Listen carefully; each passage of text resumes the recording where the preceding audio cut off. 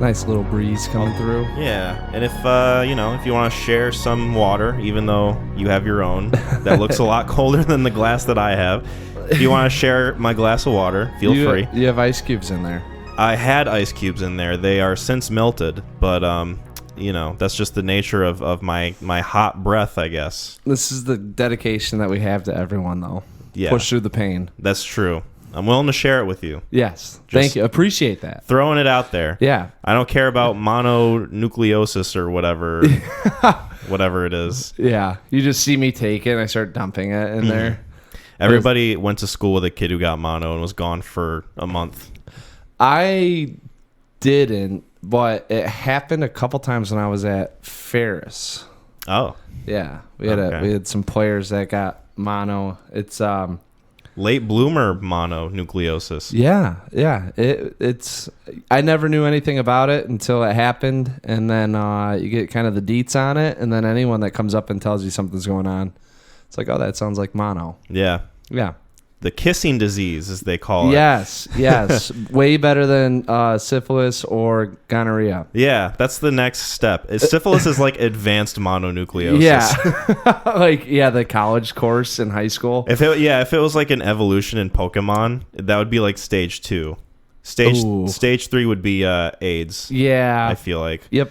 And that's it. Your Pokemon sex disease for you. Yeah, I feel like kids would learn a lot more or like pay better attention to like sex education if every single analogy was Pokemon or like just video games in general. I'd say if you can get anime, like Pokemon does fit within that realm, but I'm thinking also like if you had like some Yu-Gi-Oh characters or something.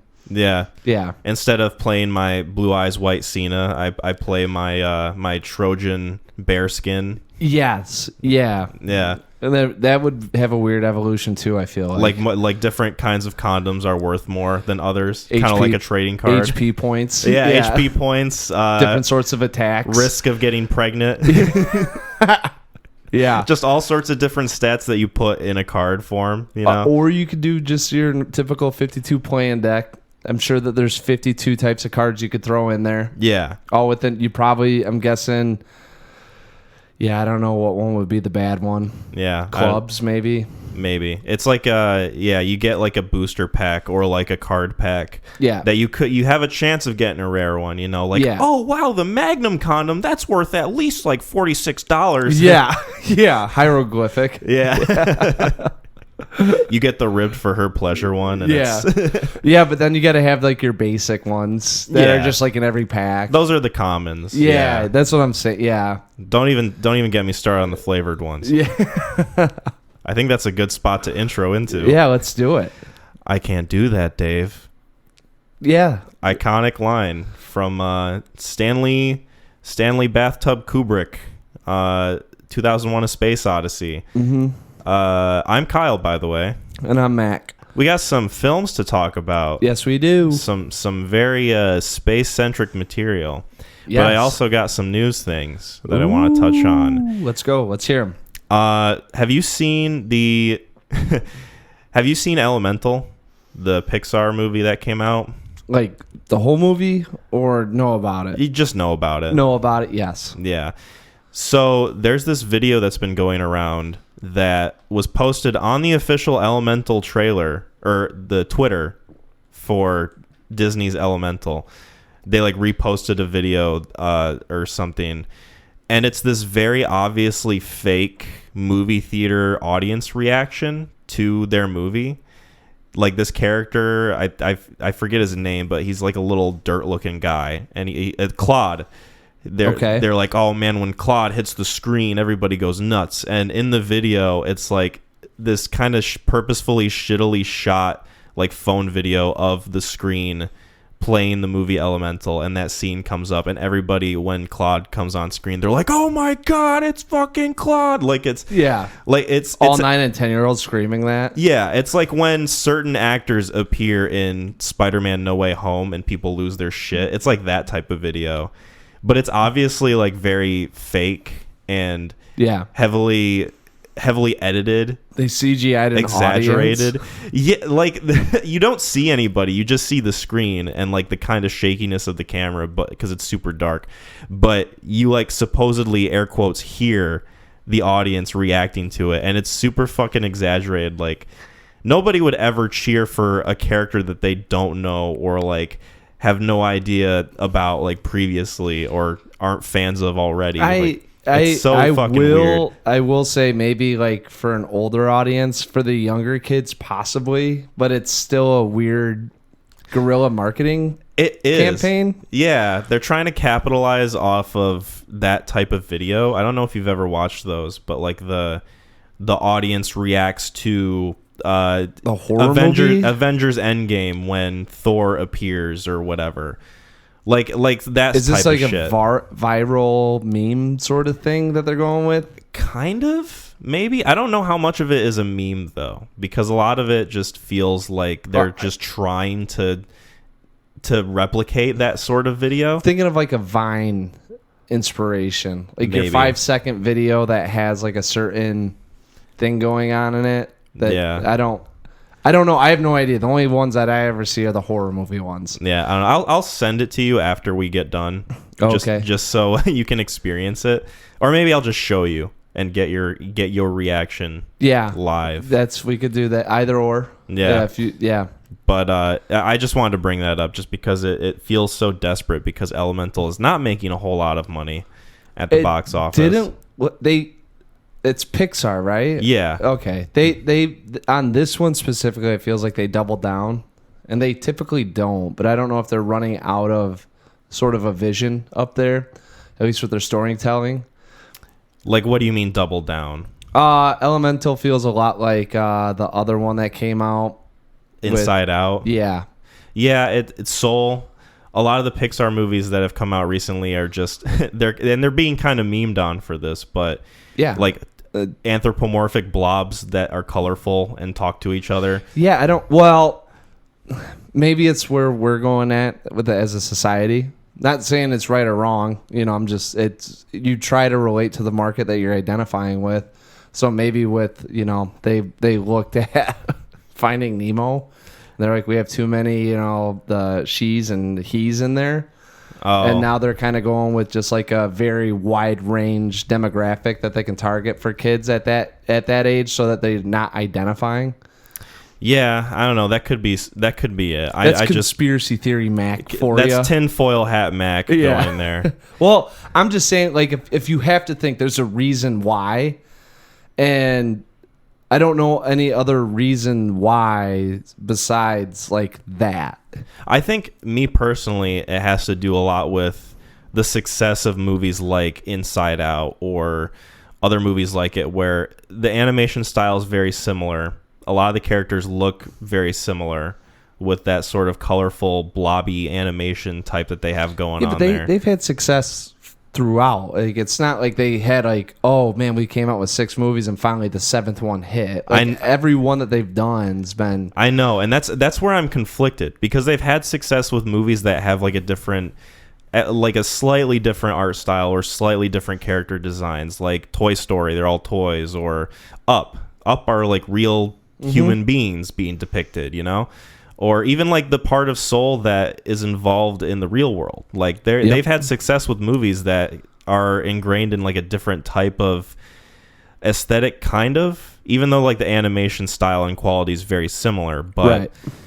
I don't know. That's where I have trouble figuring out why it's just been a trend of like, blobby talking characters. Well, so what do we got? What's is it? So you got Inside Out. Perhaps Inside Out, you got a decent part of Soul, because a lot of parts of that movie are just blobby characters. You've got Elemental. Yep. And then I don't know what else. Well, that's what I'm saying. So we got 3 right there, but Inside Out, I think, strays away from the blobbiness a little bit. Maybe not. Well, they are colorful and they do depict them in a certain way. Mm-hmm. I'm trying to think, like Soul, everyone's the same. Yeah. And then in this one, I don't know. This one looks like the Mucinex commercial. It does. Yeah, so, a little bit. The like water guy. Yeah. Like I saw it and I was like, I don't know why people are going to lose their shit for this one, and apparently they haven't. No, because it's doing poorly, and I think it's like one of the first Pixar movies to kind of bomb in a while. I think I don't know how Turning Red did. I feel like that was maybe a little bit successful, but I don't know. I haven't seen it. Haven't really looked into it. I've watched Turning Red. Oh yeah. They had some like adolescent teen themes in there that I think really discourage parents, because I think Pixar, while dealing with some of the higher concept ideas that kids don't really learn about, they do it in a very tactful way. They did it with this one, but more because the person was a person. You know, it really kind of depicts some things parents don't like talking about and that they're uncomfortable with. Yeah, and I think that's why, like, Turning Red, if I don't know how well it did, but I think they got it out onto Disney Plus to get more streaming. I was gonna say, I feel like it was on Disney Plus not long after it released in theaters. Yeah, and I don't know if that was due to COVID as well, because that could have came out right around the time COVID was a little past its due. You know, so I don't really know. I just remember I watching it myself. I was like, oh wow, it's really about like a girl that's kind of going through some of her female stuff, and what it kind of, you know, emotionally, what it can, the psychological effect it can have on you, you know, or the emotional effect. So I read up on it because I was like, wow, this seems like really like targeting one area for one demographic. And yeah, you could see some of the people, the reviews on it were not tasteful. We're not glowing. Yeah. I need to catch up on a lot of Pixar stuff because I haven't seen that. I haven't seen Elemental. There's a lot. I haven't seen Up. Like, there's a lot of Pixar stuff that I need to look into and check out. Well, you get into I think there's a certain point where it kind of runs dry, or you have to come up with cleaner ideas. Yeah. And that's why I'm saying doubling down with this one feels a lot like the previous stuff they've done. And you mix in some of the characters, and it has like a very inside out vibe to it. I don't exactly know with Elemental what they're dealing with. I would assume something with the elements and how they interact. And relationships. Maybe more kid. So that's what I'm saying. Like, if you're dealing with like water as being depression, or fire being anger, and you have the earth as being grounded or whatever, I don't really know. It might be mixing that in, but like that, once again, could be something that's over a kid's head when you're using a lot of those analogies, allegories as metaphors. Yes, to fill in for what you're trying to say. I don't know if a 9 or 10-year-old's going to pick up on that. Like Finding Nemo, very relatable story, easy to follow. Yeah.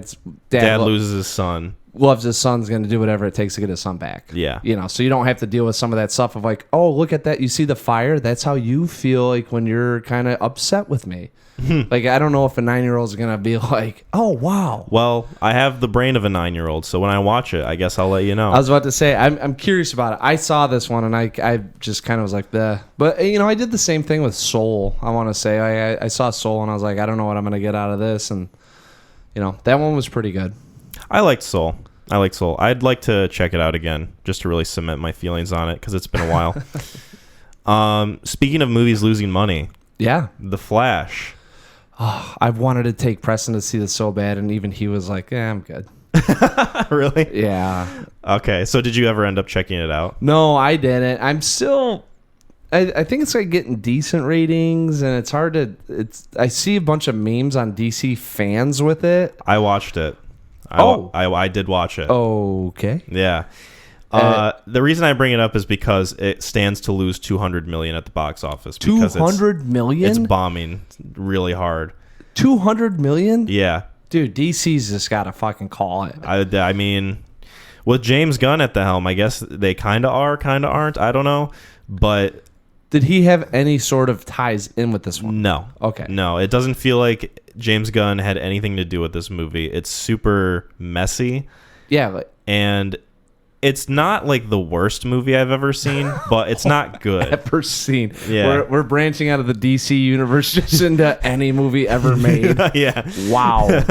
We're going outside the parameters. Dude, I thought I saw this had like a 6 something on IMDb. That makes sense. It's very widely appealing to general audiences. It's humorous. It kind of has that sort of Marvel formula of like a lot of humor in it, a lot of like character dynamics that not like bounce off of each other in a witty way. Self-awareness a little bit. I don't know if I'd say that. I'd say more so just kind of knowing the audience for superhero movies and the type of people who like that stuff, and just kind of hammering home with that sort of demographic in mind. Yeah. Because it feels like, because people in my theater were enjoying it. They were laughing quite a bit. They loved all the different jokes that were going on. And I will admit, like, there were some moments that I found kind of humorous. Yeah. And as much shit as Ezra Miller has done in the past, like, year or so, he's not the worst part of it. Like, he's actually, like, he's competent as the character and as a leading person. And in fact, this movie, I don't know if you've seen the trailer, but like there's 2 versions of him, so you get like double Ezra Miller. Yes. The visuals for it are super poor. Like they're terribly done. What someone on Twitter, I don't know who, but just scrolling through, they're like, this is a $200 million movie or whatever they said, and it's like showing like really bad CGI and kind of blocky, it's terrible. Like the pixel rates off or what. Like, it looks like Spider-Man 3 quality CGI. I'm not even joking. No, I believe it, because the what I saw out of it, and I was like, I'm just viewing it on my phone, But I was like, even if this is a little bit enhanced, this isn't nearly to like what you're getting in other. How was CGI that bad? I don't know,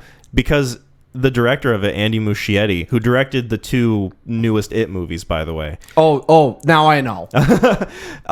He came out and said, no, the CGI is bad on purpose, because when the Flash runs really fast, he's bending light at a different way than we're normally seeing, and everything from our perspective is distorted because he's running so fast. And it's like, okay, dude, how do you explain the scenes where he's not running fast? Isn't it like the one I saw was of like Supergirl or Wonder Woman? Someone's flying through the air. Superwoman. And it's like chaos and mass destruction around her, but like really poorly done. It was it like the desert scene or Probably. something? Yeah. I mean, yeah, no, the visuals are super terrible, and it's, like, structurally, it's just all over the place.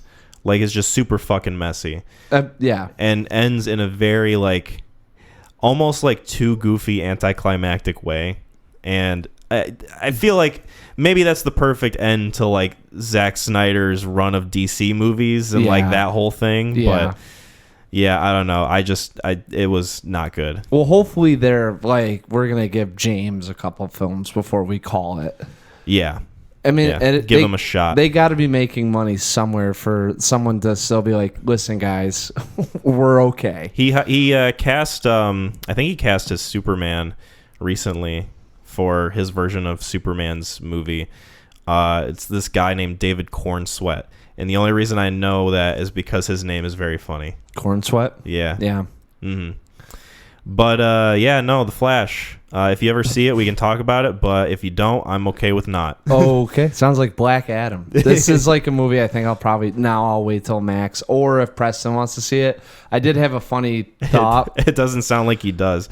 Oh, that's why I don't know. I had a funny thought, though. I was like, wow, you can kind of tell who the demographic is and what these movies represent, because I'm trying to get my kid to see the DC one, and like I don't know if I could take him to see a Marvel one, but he's definitely like on board with the Hulk and Thor and Iron Man. Like, I don't know, it's bizarre to me how you can have 2 very similar concepts just fucking one so far above the other one. One is they're so entirely different. The way they went about doing those universes is just so polar opposite. Well, I think I'll still say to this day, I think Guardians changed the landscape. Mm-hmm. I still think that's what revolutionized kind of, where they can go and what they're allowed to put in these things and understand what it's about. Where like Marvel kind of was like, you know what, let's spin it to the left here and we'll follow that recipe, where DC was like, no, we can't have any sort of humor whatsoever. Humor or character buildup or like a pre-established history between the characters. You can even set it there where it's like, Marvel's like, hey, we have the content, but we don't have to follow this verbatim. Like, if it's within our realm, we can make Iron Man whatever Iron Man we want because we're going to have all of these different universes pop up. Whereas DC, just hearing the guy talk about it, you're seeing the Flash run and warp speed and time. And, like, we don't, as humans, can't comprehend what that would look like. So this is why I had it that way. It's like, hey, pal, like, don't do that. Like, you're right. So don't do it in a way that we can't comprehend it because you're going to make it even more fucking distorted. Yeah, like, why does Flash running fast look better in Justice League, a movie that came out like 5 years ago, than it does in the Flash's own movie that came out this year? Like, I bet you that X-Men scene with the whatever guy. Oh, yeah. Probably. Yeah, what the fuck is his name? I can't. I know who you're talking about. Yeah. Fast running boy. Yeah, exactly. Love that guy. Yeah, but that seems probably... Quicksilver. I was singing Silver Bullet. Shout out King. Shout out the werewolf. Yeah.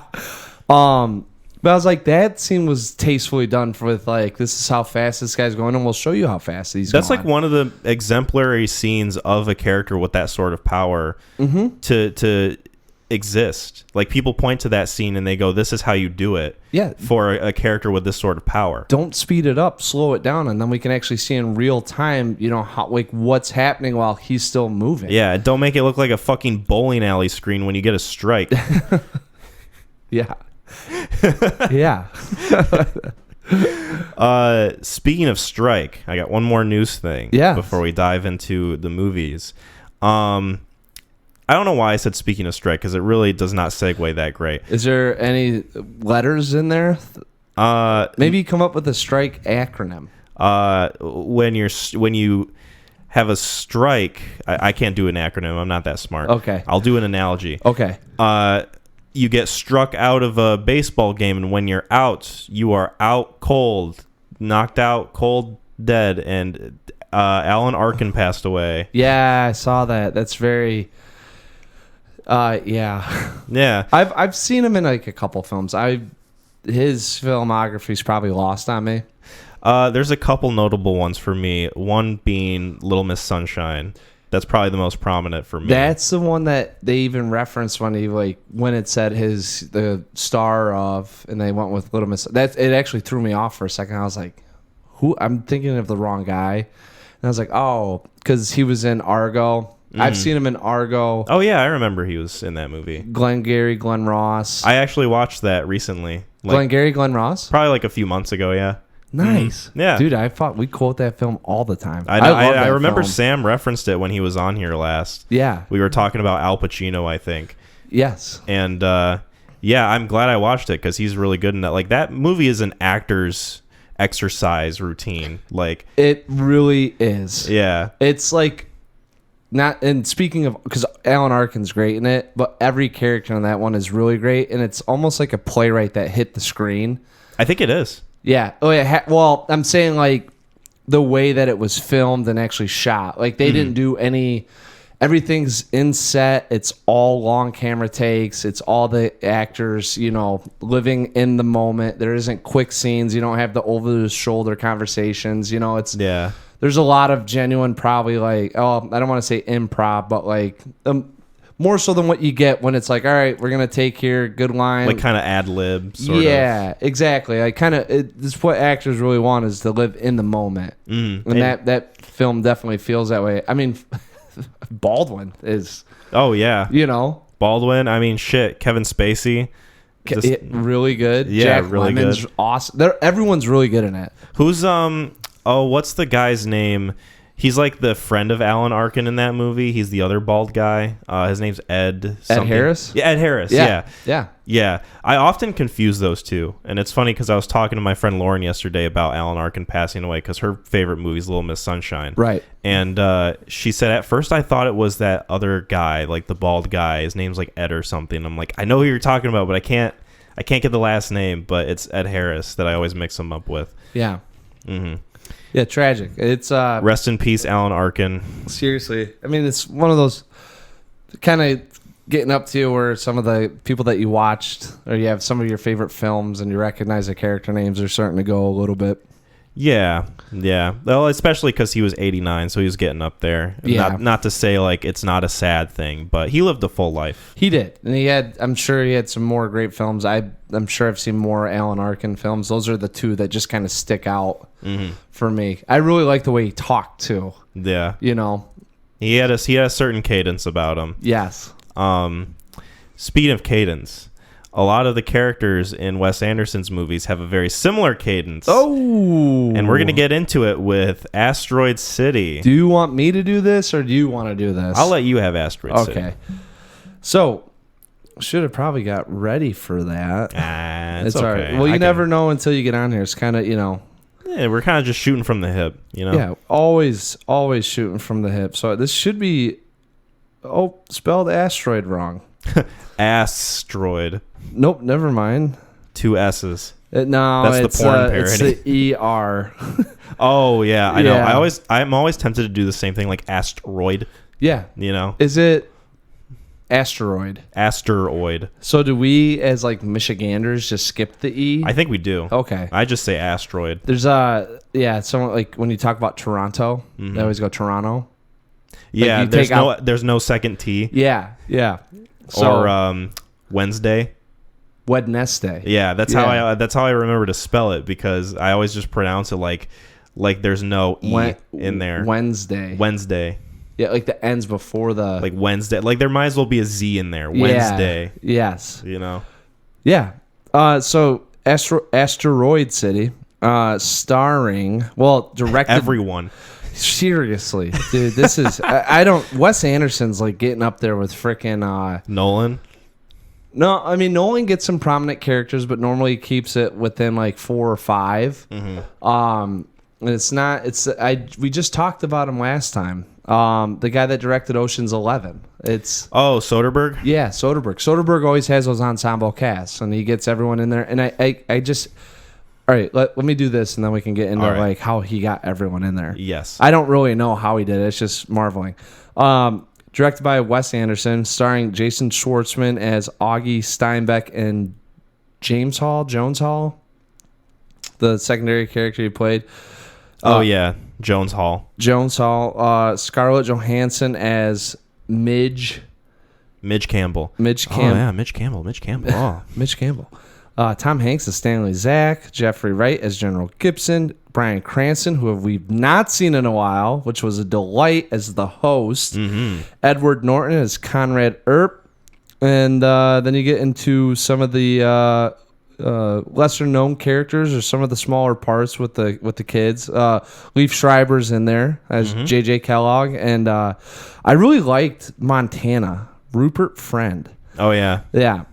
He was a delight in this thing. So, Asteroid City opens up with Cranston as the host, talking about kind of like what we're about to see in the making of Asteroid City, and the kind of inner workings and the production and the writing and what goes into it. And then we actually see Asteroid City on film. And it is a group of stargazers, junior cadets, that are going to Asteroid City for some of their awards for their work in science and astronomy, perhaps. And there's a creature that ends up visiting, and it's just how we deal with some of these things that are happening with some really big events along with some traumatic events going on in life.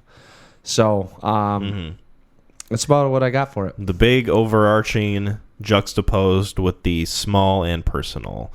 Yeah, so I'm definitely curious as to hear your takes on stuff.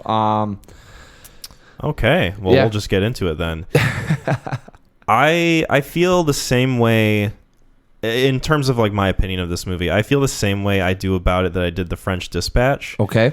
Where I love everything that's going on technically. Yes. I love the visuals, the set design, of course, the production design in any Wes Anderson movie is going to be like immaculate, minus maybe like Bottle Rocket, because that's his that's his first feature movie, and it's like super low budget. Yes. And it's a different kind of vibe a little bit than what he goes for when he finds his style. everything going on in terms of like the technical aspects I love. Like it's probably one of the best color graded movies I think I've seen from him. Love that phrase, because Like- I hadn't thought about it. Like it's super fucking pretty. But in terms of the characters and my connection with them and the story and what's going on, obviously for me, I'm not necessarily as pulled into it as something like Grand Budapest Hotel or Moonrise Kingdom or Fantastic Mr. Fox, where I feel like the character writing in those movies is really well done and complements the style very nicely. Yes. Because it has a similar cadence to the way the characters talk in this film, where they're kind of like fast speaking, they're very articulate, they say everything with a purpose, and it's very punctual. Yep. But at the same time, and I rewatched Grand Budapest yesterday. Love that film. I showed Megan, and she really loved it too. And those characters, to me, are written a little more diversely than something like Asteroid City or The French Dispatch, where a lot of the characters, and we talked about this when we talked about French Dispatch. Yes. They have a lot of the same cadence. A lot of it can border on being repetitive, whereas in Grand Budapest or Fantastic Mr. Fox, those characters to me are distinct and different enough for me to get some varied amount of enjoyment between like the way those characters interact with each other and the way the film works on a technical level. Agree. It was very peculiar to me because I love everything he said about the set designs, about the color grade, about how it looks, how it sounds, how it feels. Like it's a very artistically done film. It's very sharp. Like when you talk about acute angles, like there's nothing that's really rounded besides some of the prop designs. Yeah. You know, everything's very straight and narrow. So it's very easy on the eyes, and when the colors pop out like that, everything's very distinct. But throughout this film, I kept like wanting to pull out my phone and see what time it was. And I thought it was it's polarizing because like I'm involved with the film, and at the same token, I'm like, I don't know how I feel about the film. So it's like time's dragging on. It's only an hour and 45 minutes. And I realize all the characters are devoid of emotion. Like you're in a vacuum when you're looking at this stuff. And it's almost like you can only stare at something for so long before it kind of becomes part of the scenery. And the characters were, to me, of that ilk, you know. And I was talking to, the wonderful Jasmine about it last night because I saw it yesterday. And I was like, it's also hard to care about what's happening in Asteroid City because we know it's been written out already, and that their lives in here are like of a linear ascent. Yeah. You know, so it's any emotional conflict, any sort of conflict whatsoever, it's already been written out, and we know that there is a see-through. You know, like we are going to get to that kind of ending landscape, and it's probably nothing bad will happen. So you're also dealing with that. And then you got some of the traumatic things going on with characters trying to deal with it or understand it, you know, and it's been written out. So we're not really seeing any one person having some sort of epiphany. Well, not only is it, I didn't mean to cut you off. No, I'm you're sorry. good. Not only is it like all written out with it being in the format of a play and everything, like we kind of know where everything's going already. Just like the way the characters talk to each other and like the lack of emotion, like you touched on earlier. Yeah, it's not what helps me connect with what's going on with the characters or with the story. Like when the daughters are talking, or when the daughters and the son are talking to Augie about their mom passing away, and they have that conversation. That's like the most, I feel, emotional this movie gets, and it doesn't really get emotional with that scene very much anyway, because they just speak to each other in a way that's very just flat toned. There's not really any elevation of emotion or right, like vocal disparity. Like there's not a whole lot going on in terms of like the characters dealing with the situation in a way where you feel like they're actual human beings. It just feels like they're, yes. And maybe this is purposefully done because it's formatted in a play and it's written out on a script. But at the same time, I feel like I need something in order for me to get some level of enjoyment from it. Like you take a scene from Grand Budapest where M. Gustav is in prison and Zero goes to visit him, and he's talking about like his experience in prison. Like, that's one of the first scenes in the movie where you feel you like get kind of a sense of weakness from M. Gustav, because he puts on this whole like facade of like being this fancy hotel concierge, and he's always got everything under control. And then you get to know his character and you realize this guy's fucking chaotic all the time. Yes. And he's overly confident and he's cocky and he's super fucking vain. But that gives him character. That gives him an emotional grounds to jump off of. And from there, you get a good sense of like who this guy is. And you love the relationship he has with Zero. And there's emotion to it. There's like it actually feels like you're being invested in a character rather than actors reading lines from a script, you know? Yeah, that 1,000%. I think that there was some sort of... there might have been some sort of... We had the juxtaposition between the characters on screen versus their real life with Conrad Earp being the writer. I don't know if it had something to do with, any religious overtone with God, perhaps. And, it's been written out this way, so we're actually seeing life portrayed as God had written it out. And, destiny gets involved. I have no idea. Yeah. There was a couple things like, you can't sleep you can't wake up if you're not asleep. You can't wake up if you don't fall asleep. Yeah. You can't wake up if you don't fall asleep. Like, that turned into some sort of, I don't know, I don't want to say through line, but like, meaning of the movie. It's not, like, I felt like it was for a purpose, but I was like, it's not rewarding enough for me. No. I did some reading on it, and one of them was dealing with events and understanding that you have to sometimes lose control in order for things to make sense, and understand that not everything's in your control. So that was kind of why they were chanting that, was that you can't wake up. Essentially, you're not going to be able to see some of the problems that you may have to deal with if you don't fall asleep. As in, So, but I was like, they didn't. There was no emotional conflict going on for me to elicit that in me. I never felt like anyone had control or zero control over what was going on, just because like no one seemed to get upset. And then they do it in these like wacky, zany ways to try to, get you to understand that there is rife in what's going on in Asteroid City with the quarantine. But I was like, no one really seemed pissed off. No one seemed pissed off, and like you like you kind of mentioned it earlier a little bit when there's like no. It doesn't feel like you said something. I forget exactly what you said, but it was like something towards like it doesn't feel like it's leading up to anything or like building up to anything. I totally got that sense with this movie in terms of like just the conclusion, because normally with a Wes Anderson film, you get some kind of either build up or like some kind of like lateral movement towards something that ends in like a chaotic chase scene or like a action scene of some kind, like these characters going against each other. Like you get that in Fantastic Mr. Fox, Grand Budapest, Moonrise Kingdom. Like you have to save a character dangling off from somewhere.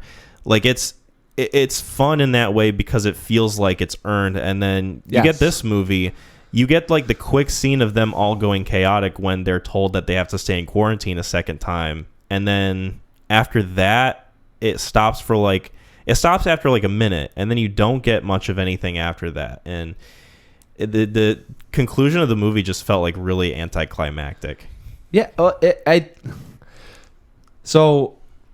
I don't know. Like, okay, like let's say you're dealing with some sort of existential crisis, and it's like always as a character in the film, you understand that maybe you have no purpose whatsoever, or whatever purpose given to you has already been written out, right? There's no freak out. Yeah. There's no sort of like, I would have loved for them to break like the fourth wall and been like talking to us, and like even break through. Like, I know that I'm an actor in that film and I know I'm an actor in this film, but honestly, at the end of the day, I don't know what I'm doing. And then like look at us and like kind of have that sort of epiphany, right?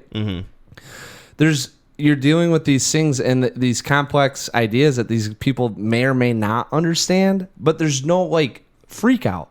There's no sort of emotion. I mean, like, it's just, that's why I think at the end of the day, if we're not really drawn in by what's going on the screen with the characters, like, you can love everything that you're about, but like you don't spend an hour and a half just staring at pictures of the jungle. You spend 10 minutes, and then your imagination kind of goes somewhere else. Yeah. You know, like you need a little bit more. So, I mean, that's where I don't know if he's getting in where he's writing these things up as a more grounded, like, I don't want to say grounded in reality, but talking about it yesterday, I was like, the flare-ups that you see may or may not be like what you'd see with typical humans. But even with us, I mean, like, we've had like 2 outbursts, you know, and we've been hanging out for, what, 2 hours? Yeah. You know, and we've had 2 or 3 outbursts. Our conversation has been more emotional than yeah, like than anything in Asteroid City. That's what I'm saying. So I mean, it will suck you out of it, you know. Well, and I don't want to say that for everyone, because I bet you there are people that probably love this film, and there are, and I'm not saying I dislike it at all. Like, I agreed. I will say that too. Before we are saying some of the what we I know didn't we're like about kind of it, ripping but into it a little bit, but yeah. That at the end of the day, it was enjoyable. I mean, for the I didn't bust out my phone, but like I did like some, like I like Conrad Earp, you know, and I love Bryan Cranston in this thing. He's just, anytime he popped on screen, I was always excited. The only thing with this movie that I can maybe kind of not necessarily forgive it, but it makes a little more sense to me than French Dispatch, is that because it's formatted in a stage play, script-oriented kind of way, that the characters would speak like that, whereas French Dispatch, it's being told through the lens of like a magazine column, where I think when an actor is reading a script, a lot of the performance and a lot of the emotionality they bring to it is what they can come up with for whatever line they're reading. So if you're just getting a line from a script by itself, you can easily read it in almost any way you want to, and it could just be devoid of any emotion unless you apply it to the scene you're shooting. Right. Whereas French Dispatch, if you're looking at it from the lens of a magazine, the author has personality. They have their own voice to it. They're writing it in a way where they're supposed to put their own flavor and their own kind of spin on the story. But it doesn't really help in French Dispatch when every story has a very similar cadence. Every character talks the exact same way. It is through the same author, so I guess I'd be the only...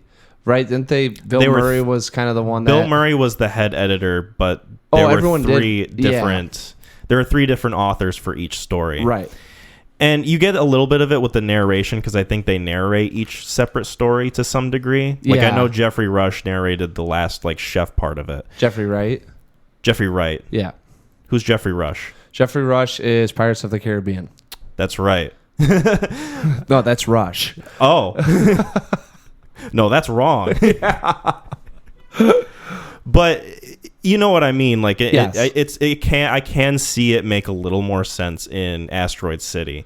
That's not to say that I'm a huge fan of it, or that I would rather have emotionless characters, because I'd rather have characters that I can connect with, obviously. Well, would you rather have certain outbursts, like tastefully done, if you will, or strategically done, right? Or would you rather have it be completely devoid of emotion? Certain outbursts would be a little bit better for me to... I also have some variety with the way the characters speak, so that I don't get sick of the repetitive nature of it, and for me to connect to on an emotional level. I honestly think that's why I liked Montana so much.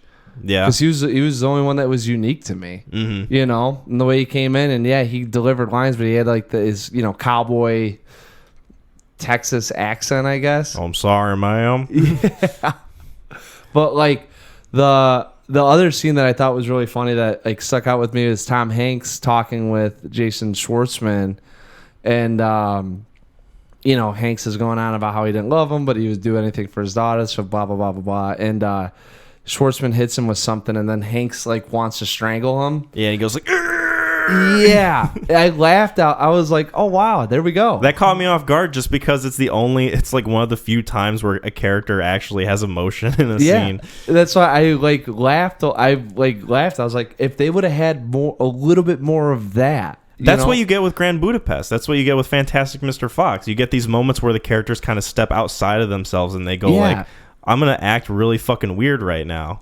Yeah, but it's gonna give you something to work from, It's really, and it shows that they're human. I think, Yeah, it fits in with the mold of what he was writing and what he was going for. I still think that I don't know. Wes Anderson's getting like authentic, like pretty authentic. Like, you know, like kind of keeping everything very close sealed to how it was. So if like you're pulling up from the 50s and that's how your perspective is on it and that's how you viewed it as what would be going on in a 1950s, you know, Twilight Zone, like whatever, you know, and that's kind of how you saw it. And it's like, well, we'll make it a little bit more dry to make it maybe more humorous. And I don't know if people, I'm just spinning here, but do you think people laughed at how dry it was? Oh, there were people in my theater that were chuckling heartily at a lot of what was going on in this movie. Really? Yeah, like they were having a good time. And I mean, of course there were scenes that I found funny, but not nearly to the degree that they were. Yeah. And there was like I said, I'm going to keep comparing it to Grand Budapest. Like watching that movie yesterday really just cemented my opinion that it's the best Wes Anderson movie that I've seen. I 100% agree because I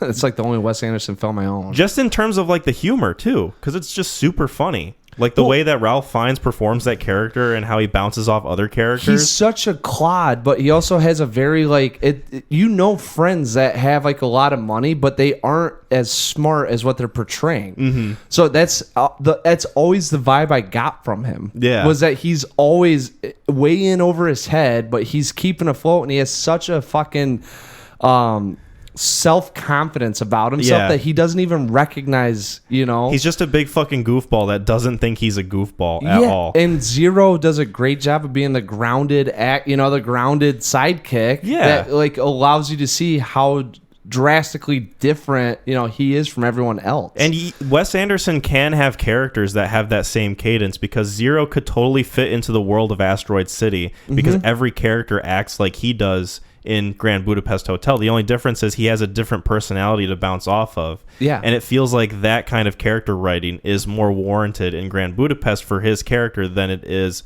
in any character in Asteroid City. Yes. I think I wanted to ask you about the ensemble cast of not only this movie, but like French Dispatch and like possibly just other filmmakers in general who have like a large notable cast. Do you find it distracting at all when you're watching a movie like that when characters just come up for like a scene or two, but it's like Willem Dafoe or Adrian Brody or big actors that you've seen in like leading roles in movies before, but they're just utilized very minimally? And I don't know, to me, with this movie specifically, it can get a little distracting in terms of like who they choose to play what character. Dude, I mean, I feel Wes Anderson has a brand. He's nailed his own brand. It's a Wes Anderson film. It's no longer this isn't an action film. This isn't a, drama. It's a Wes Anderson film. So like when you have that sort of branding amongst yourself, you can do whatever you want. And I think he's leaning into it as hardcore as you possibly can. And I think I got to imagine he's a good dude, or he knows a lot of these people's agents, because there's a couple people that popped up in this one. I mean, Defoe, I was like, oh, okay, I should have expected him being in this. Jeff Goldblum pops up. I was like, oh, I didn't see that, but he's in every Wes Anderson film. So I don't know if over the years you just kind of become buddy with people, and they're like, sure, I'll hop in. That'd be like a fun time to hang out with the cast. So it doesn't bug me at all. I never have an issue, and I never find it distracting, because I always view it more so as a real life event, whereas like I'm friends with so-and-so, so I'm going to have so-and-so in my film. Like Zero's in this thing. He literally has like 5 speaking lines. Yeah. Like I kind of was watching him. I was like, what happened to his acting Tony career? Ravioli. Yeah. Is that his real name? It's Reveroli, but I like to call him Ravioli. I was about to say, this is like Teddy Spaghetti. Yeah. Rest in peace. Yeah. I was like, oh, like he's in this thing. Like, I don't know if Wes Anderson's like, hey man, like you haven't been doing well, we'll hook you up with some money. Like, come on, we'll pay you, or Goldblum's been in a lot of his films. Like, hey, would you like to be in this? Because wasn't Daniel Craig in like one of the Star Wars? He was like an extra. He was like a stormtrooper. Just because he loved being. He probably just wanted to be on set. It's like one of those things too, where you have a lot of respect for the guy and what they do, and you kind of want to see how they do it. Yeah, I totally understand that, and he has every right to do what he wants with the cast of his movies. Like, if he has that type of pull, obviously, I would probably want to take advantage of it too. But with this movie specifically, and I'm thinking mostly in terms of like Willem Dafoe and Adrian Brody and how their characters are used. I don't know, when you have a cast like that, it almost feels like it can... I don't want to say wasted potential, but maybe you're not necessarily utilizing those actors to the best that they could bring to the table. And a lot of it is just like my own personal subjective opinion. It's a lot of just like what I personally would have liked to see. Yeah. But when I see Willem Dafoe or Adrian Brody in a movie, I'd like to see them perform as a character, or like bring an actual like performance to it, and not just something where you see him in a scene for like 2 minutes and then they're gone. I don't know. That's just how I feel about it. I didn't know if you had a similar thought process or if you felt totally different. I think the only thing that it does is that it might bug me where I would think like, oh, he could have gave that to a young up and coming person or someone that's maybe a little bit more down on their luck. Like I feel like you could have plugged Brendan Fraser in that role as the director. Yeah. Like it's just one of those things where it's like maybe they took some bread from someone else just because they're buddies and they want to get him in here. But other than that, no, I never really get too caught up in it. And I think that's where a lot of my issue with it lies, is that you could have gotten anybody to play that character and it wouldn't have made much of a difference. Like, I really like Jason Schwartzman as Augie Steenbeck. I thought it was Steinbeck because I thought it was like Steenbeck because it's 2 E's. Yeah, I like him a lot as that character, and I think he fits that role very well. Mm-hmm. But Adrian Brody's character, you could have gotten Edward Norton to play that character, or you could have gotten Willem Dafoe to play that character. Already had a character. I know. Maybe you couldn't get him, but you could get like any competent actor to play Adrian Brody's character, and it wouldn't have mattered really at all. Right. Well, you're also dealing with emotionless people, so. True. Very true. The writing style does not really help in that department. Well, I'm saying, like, yeah, I think anyone probably could have played it the way he played it. Yeah. Like, there isn't, like, hey, man, you're a 1950s director, tin can director, all right? Smoke grits, keep care of yourself, and you love everything that walks in front of you. Like, let's bring that panache to the fucking screen. It's just like, do what everyone else is doing. Follow suit. Your wife's going to walk away and you're going to be upset, but you're going to take it in stride. Mm-hmm. Like, anyone. That's why whatever. I know we've been kind of ripping on this movie a little bit. Was there anything we wanted to say in terms of positives? I feel like a lot of it applies to Wes Anderson's other films where it looks visually great. The music choices I really liked. I thought they fit with the tone of like the 1950s, And like I said, all the technical aspects I love. And I would never, despite like the writing style and like how some of the acting can be kind of samey, I would never say that the acting is bad. Obviously, when you get a cast like that, they're all... It's obvious. It can't be bad because it holds your interest for as, baseline as it can possibly be. Yeah. No, I mean, my positives, Bryan Cranston, phenomenal. And I know he's just playing the part of the host, but like, it's been such a long time since I've seen Cranston in a film. He was cast excellently in this because he's got a good voice. Oh yeah, it did perfect. And he hits some of those notes, and he can kind of like allude to some of what's going to happen. Like even with his emotions, like some of the mystery. Sometimes it's really hard to be mysterious. He does it. He's always got that pitch in his voice that kind of like leaves you like wondering what's going to happen next, or he'll hit you with the low note, and you kind of like, oh, this is going to be a little ominous.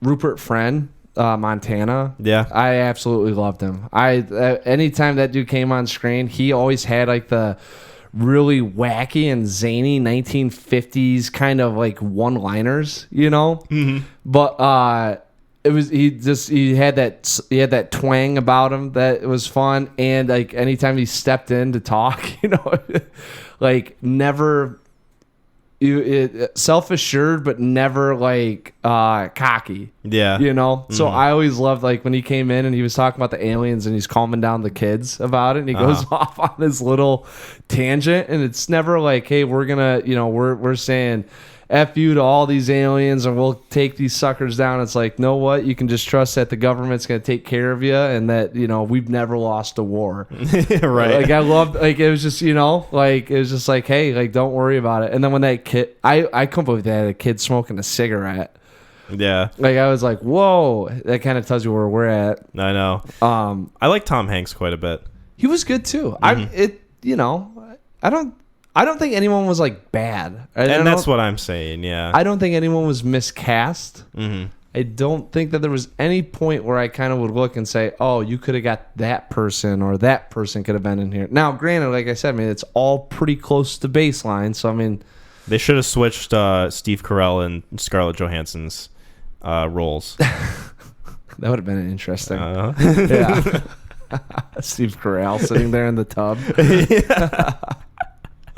Just popping a bunch of pills. Yeah. Scarlett Johansson with a visor. Yeah.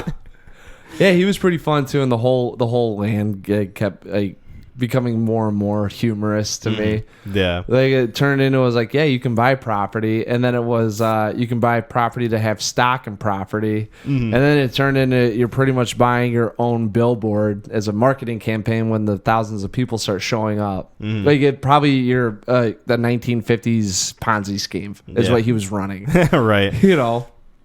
Was there anything we wanted to say about Asteroid City that we haven't already? No, I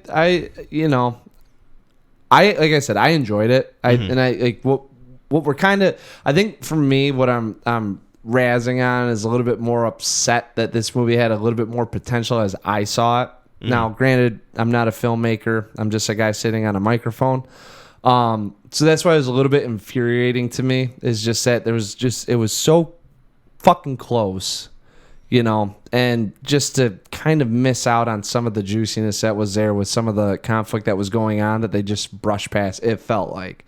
And granted, I know that it's a playwright and it's already been written out, so you're kind of seeing it as talked about, but it was just weird to me that there's like a lot of talks about emotional strife, and yet there's no emotional conviction. Yeah. That's very eloquently put. I like the way you worded that. Yeah. We can get into ratings then. Yeah. I pretty much feel the same way. I'm going to give this a 7 out of 10. Nice. Overall, liked it. I feel very similarly about it as I do French Dispatch. I don't think I've ever given a Wes Anderson film a negative rating, and I'm a big fan of his filmography in general, but this one, more kind of in the middle, lower tier for me personally. Okay. Yeah. I gave this, so I went 8 out of 10. Nice. And this is, if you're picking up on how I rate things, this is a little bit more entertaining, a little bit more keeps you your attention. There's a little bit of meat on the bone with what's going on and kind of your own thoughts about how to craft in your own interpretation of what he's given us. Even though it's somewhat of a straight line story. I just dropped my phone, so forgive me. Kyle's not liking what he's hearing. That just sent me in a state of shock. Well, so this is an 8 out of 10. It's a little bit higher on it, but I think that's just because of who I am as a viewer and what really grabs my attention. Well, I'm not. I like his work. I like what Wes Anderson does. I don't think usually he's one of the guys where it's like I don't usually have a lot of gripes about what's going on. I think this is lower than or higher than the French Dispatch in terms of recent movies that I've seen of him. But yeah, I'd have to check out a little bit more of his filmography to get a little bit more of a pulse on how I feel about him overall. Understandable. Speaking of pulse, pulse is an indication of life, and life can be often referred to as the dawn of man, and that was a segment in the movie called 2001, A Space Odyssey. Let's go on our own Odyssey, Kyle. Exactly. An odyssey of friendship and verbal acknowledgement. I love you. So this was a film I recommended, 2001: A Space Odyssey. It was directed by Stanley Kubrick, screenplay by Stanley Kubrick and Arthur C. Clarke, who authored the novelization of 2001: A Space Odyssey. I was reading about that before you showed up, so hopefully I retained enough knowledge to carry some of this conversation a little bit. Let's go. Starring Keir Dullea as Dr. David Bowman. I can't do that, Dave. Gary Lockwood as Dr. Frank Poole. William Sylvester as Dr. Haywood Floyd. Daniel Richer as Moonwatcher, which is the monkey. The ape guy at the beginning. Nice. And Douglas Rain as the voice of HAL 9000. Yes. And this film is a science fiction film. Starts out with a 20-minute segment of apes and the sort of evolutionary themes going on with the discovery of weapons and the concept of how to use them and where it could potentially take that species further into its evolutionary standpoint. And then it cuts to space, as Tim Curry lovingly is quoted saying, and follows the technological advancement of if you hear fireworks, forgive me, I have the window open. We're doing it live. It's around 4th of July that we're recording this a little bit, like 4th of July is tomorrow. Yeah. So people are celebrating a little bit early. Yeah. A little bit early. We'll find out if there's if it in post. Yeah, if it affects the quality. It might. You'll definitely still hear us more prominently, but there might be a little bit more of a celebratory tone what if there going were on. Messages in those fireworks, kind of like Morse code. Yeah, it's the sub. I was thinking about like War of the Worlds, where like they zap in the lightning. Lightning never strikes in the same place twice, and it's just the aliens getting shot down. Mm-hmm. Like those things pop out, and there's little messages in there. Yeah, it's the little alien from Asteroid City. It's that little dude. Oh, I'd love that. Yeah, he's a little cutie. Yeah. That's a picture, actually. That's the other shirt that I want, is that picture just on a shirt. Of, like, him standing there? Holding the meteorite, looking with his eyes. It gives me the same vibe as, like, that Bigfoot picture, where it's, like, super fuzzy and grainy, and it's like the video where, like, it's like a still of it, and he stops, and he's, like, just kind of walking, It gives me that same vibe. Yes. But going back to the movie itself, before we were distracted by celebrations. ADHD. I know, it's exactly. I don't know what HD is, but the doctor says I got 80 of them bitches. Nice. I have to credit Matt, my coworker, for that one. Oh, that is nice. Yeah. That's a good one. Shout out to Matt. No, so it cuts from the ape storyline to technological advancement of men. Space travel has become a commodity and an everyday thing for many high-class citizens, and space travel and all that. And it follows Dr. Haywood Floyd or Floyd Haywood, I think it is. No, Haywood Floyd. I got it right the first time. As Bonus he's points. giving a speech about a potential discovery that's happened on the moon. And they go and investigate it, and then it cuts from that storyline to David Bowman and Frank Poole, doctors on this spaceship journeying to Jupiter for a mission that they're on. Accompanied by HAL 9000. Are you going to go through the whole thing? Or? Their AI computer system. And that's where I'm going to stop. I was about to say, it really is. There's only, 30 minutes of dialogue in this thing, so it's not even maybe easy. Just how long is it? There's 99 or 100 minutes of non-dialogue scenes. Yeah, out of 143-minute runtime. Yeah, so there you go. Just do the quick math, and you have that. You have a nice short story on your hands. Yeah. No, I recommended this because it is highly regarded as one of the best films of all time. A lot of people view it as very revolutionary in terms of the way we view science fiction films, and a lot of people consider it ahead of its time in terms of like the technology that went into it, the visuals, the concepts, a lot of the themes that went into it, the stylistic choices. Like, it's super fucking... It's got a lot going for it, It's so much so that I can't even find the right words for it. Super fucking it's right super on. fucking. Yeah, you really like the end of that one, I'd didn't hit you? the doobie. Yeah, you'd think I'd be tripping balls towards the end of this movie. Oh my god, I completely forgot about that and how long it went on for. I didn't realize that this movie had the ape scene in it. Like I've watched that scene referenced in plenty of different. Oh, it's pieces of iconic. media. There's the whole film's iconic. I've seen that clip before, and I didn't know that it was from 2001: A Space Odyssey. I thought it was going to go more into like just the space aspect of it right from the get go. Yeah, we had a book, 1001 movies you must. No plug here. 1001 movies you must watch before you die. Mm-hmm. And that was on there, and that image of the ape when it flings, it's kind of like bashing down on the bones. Mm-hmm. It was that picture. So I hadn't watched this until 2015, I want to say. Yeah. And like I was like the fucking meme from Once Upon a Time in Hollywood.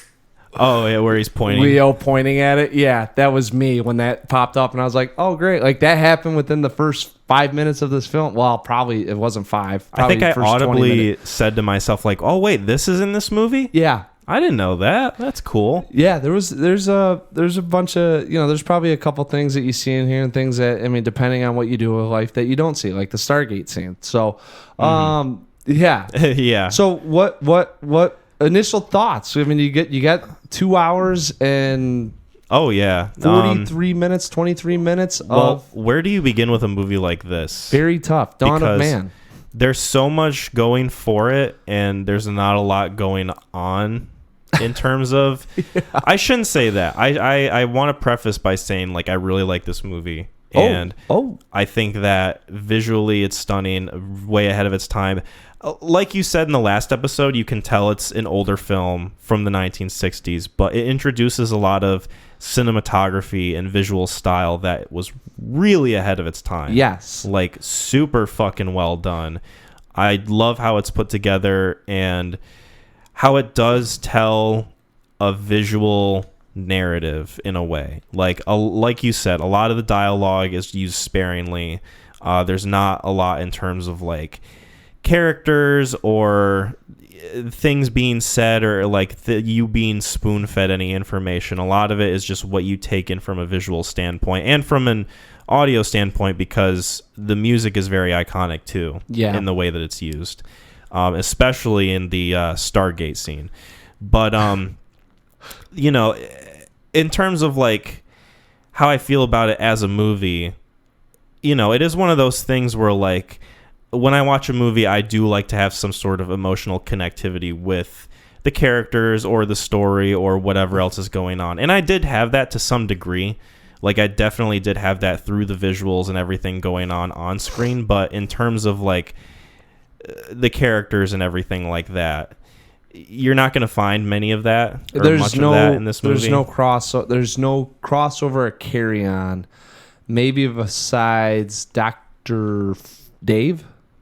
Is he the one that made it? Yeah, Floyd's he's like the main character who's like introduced 40 minutes in maybe. Yeah, if you go in terms of like the monoliths and their introduction or when you discover them, he's the only one that makes it into the next segment. Mm-hmm. So and it's kind of funny because like if you think about like an antagonist, it's not really until Hal pops up that you even have one. Yeah, and obviously the way you view this film and interpret it, you can view it in a way where maybe he is like a little more innocent than what the film is necessarily portraying, just thinking about like how AI works and artificial intelligence and the concept of like free thinking and like a computer system having emotions, Yeah. And that's one of the things I love about this movie is that it introduces those concepts for a movie that came out in the 1960s, Obviously, I think with like some Philip K. Dick novels, you would get a little bit of that, but introducing it in the film sphere, I don't think was really a thing until this movie came around.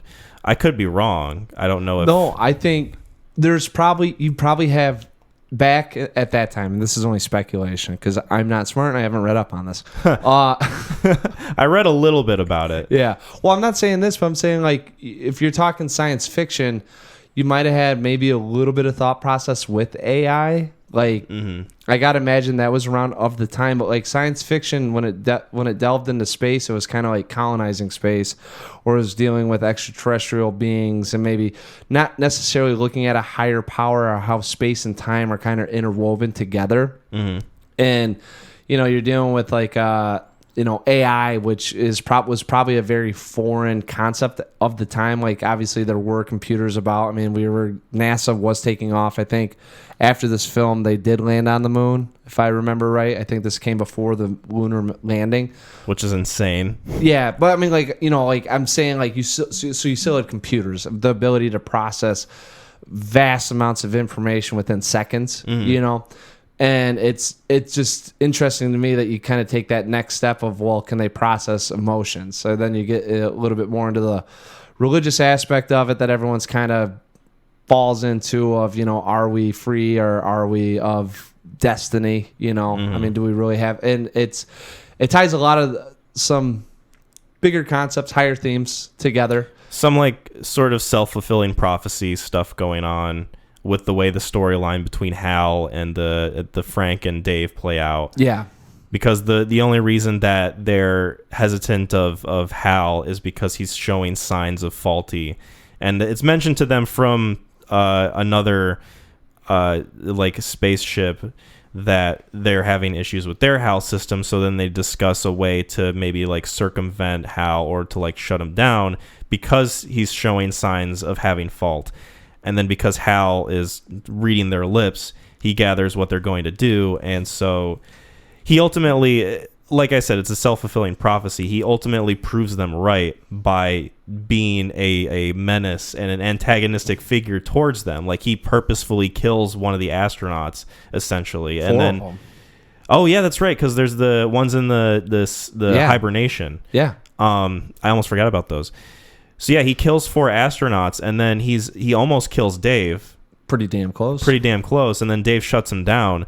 And oh my god, you talk about like nightmare fuel.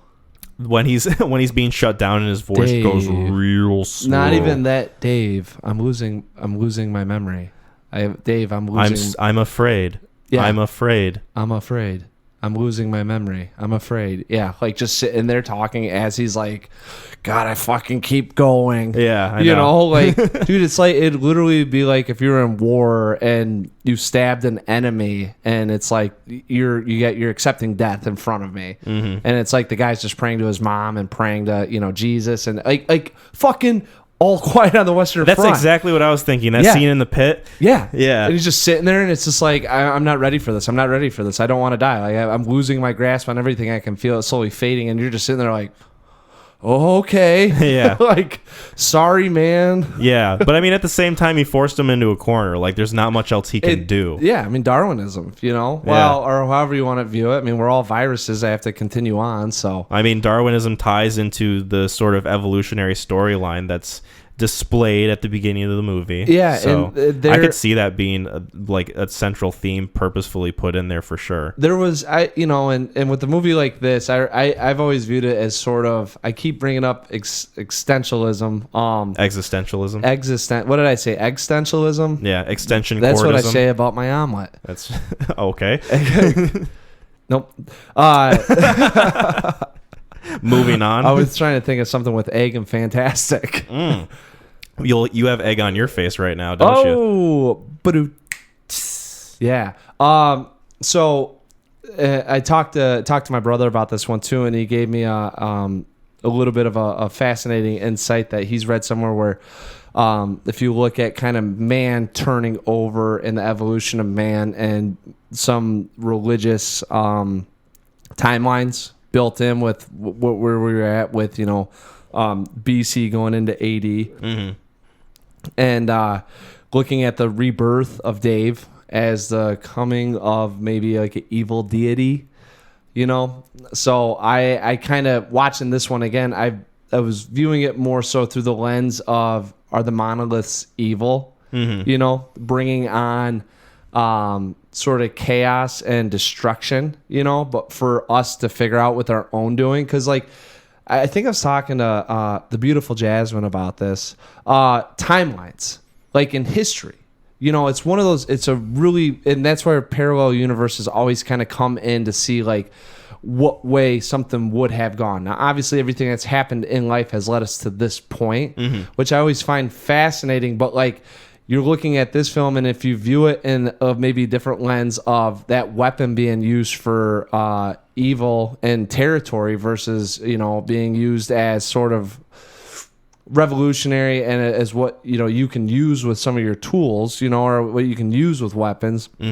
You take that first act, and then you get into the second one where you get into space, you know, and from one of the things that, you know, I watched or read on was like, you're looking at the monoliths as like progress for man. That's exactly how I pictured it. Yeah. That's kind of my takeaway from what those represented in the movie. So, right. And that's where, like, that's one branch of thinking. And I'm sure that's, you know, I don't want to say right or wrong. I was viewing it as more as we kind of, as man continue to grow and take over, you know? So, like, if you look at the moon, when they get to the moon and they find the monolith on the moon, it's not necessarily, you know, building spaceships and getting out to the moon, but more as colonizing space. It's imperialism. You know, you're looking at sort of still grasping that territory, because I think there was a couple things that kept playing a part. Well, so like territory was in the first two, right? Obviously, yeah, the apes, obviously with the apes, and then and then you get into territory with man taking over the moon and colonizing the moon, right? Yes. So go on. I don't want to. I mean, we're talking here, Kyle. No. Yeah. Like I'm glad that you have that more specific lens of it, because to me, it didn't really go beyond human evolution and the progress that man makes and how those monoliths kind of represent that. Yes. Because to me, this is, you know, only my first time watching it too. The representation of the bone being used as a weapon, going against the other ape tribe, and then like that's kind of obviously supposed to imply human evolution from that point on, and how we, because like technology doesn't have to be contained to something that has electricity or that's a computer, right, or what. Like technology can be as simple as developing a weapon, or the wheel. The wheel was technology. It's revolutionary. I mean, you're looking at modes that can reduce or increase efficiency, right? Yeah, like the advancement of human capability. Yes. And I definitely, that's kind of where I saw that being represented with those monoliths a little more, because you got that, and then you got the moon one where they're more apt towards going to Jupiter and exploring space a little bit more, and then obviously with the end with the last monolith, Dave is becoming like a sort of super being in a way. So hear me out, okay? Because yeah, that's how that's how it's viewed. I was viewing it as, so the weapon comes about, right? Or you know, your the technological advancement of using the bone for, you know, obviously like more capabilities than what it was probably don't want to say designed for, but what was being used for at the time, right? Instead of using it for good, they use it for evil. They take over, right? They get rid of that other ape tribe. Now you see the advancement of man, which it would have been that ape tribe or the other one, to the colonization of the moon, right? So now we get into imperialism. So now we're using these technological advancements, right, to take over more territory, claim more area for man to continue to spawn, right? So then you get into the third one, and it's not really necessarily AI, but maybe AI saw the fault of man and where we were going and the evil of the nature, and decided that we shouldn't keep branching out, yet we need to look for other areas in which for our growth. And what happens? Dave takes him out. So you have another entity, whether it's, you know, a computer or a human being, destroyed for the advancement of man, for the sole purpose of that, right? And then finally you have the death, which, and this is why I'm glad Sam brought it up, and the rebirth of them is kind of be looking at as an evil deity, because that all they understand within the birth of what they know and coming back, as long as they retain everything that they've learned up to that point, going back to where they are, what are they going to perpetuate? Exactly. It's kind of that concept of, can man keep advancing to the point where it just perpetuates itself and keeps climbing upwards, or does it plateau in a way? Yeah. Is there ever a point where it becomes stagnant and the only way you can go besides the point where you're already at is downward, where it kind of like, maybe it sort of introduces that concept of like inevitable destruction, or like where else can you go besides down, you know? Well, if that's a path that you took, because it's all been growth to a point, but I think growth in a negative way leads you to an end mark. Yeah. You know, and you can only be so destructive before the end all ends up consuming itself. Yeah. Right? So either way, like, it could just result in the end of things. Yeah, that's what I'm saying. So like if that Star Child comes back and it perpetuates, you know, think about it. I mean, using weapons for, you know, to take over, to keep taking, eventually it's going to consume itself, right? It's just a snake eating its tail. You know, eventually it's going to hit that mark. So that's where it was an interesting way to view it for me that time around. Yeah. You know, and I mean, that's other than that, I mean, this movie, I mean, there's a lot of venues you can take. I think there's a lot of I'm so simplistic, but like thoughts that you can have as you're going through. I mean, there's really there's definitely different multiple avenues and themes going on at the same time. Yes, like they even have a big segment with, I think it's with Haywood Floyd when he's going through like I don't want to say mall area of like the ship he's on, but it's definitely think it was supposed to be like a terminal that would be like a representative of like an airport terminal. Yeah, like kind of the more commercial aspect of this concept that really hadn't been thought about before in movies in regards to like science fiction or space travel, like just the idea of commercializing space and this wondrous thing that's so vast and eternal, and you could do like endless possibilities of, you could still get a fucking Coca-Cola sponsorship up there somehow, you know?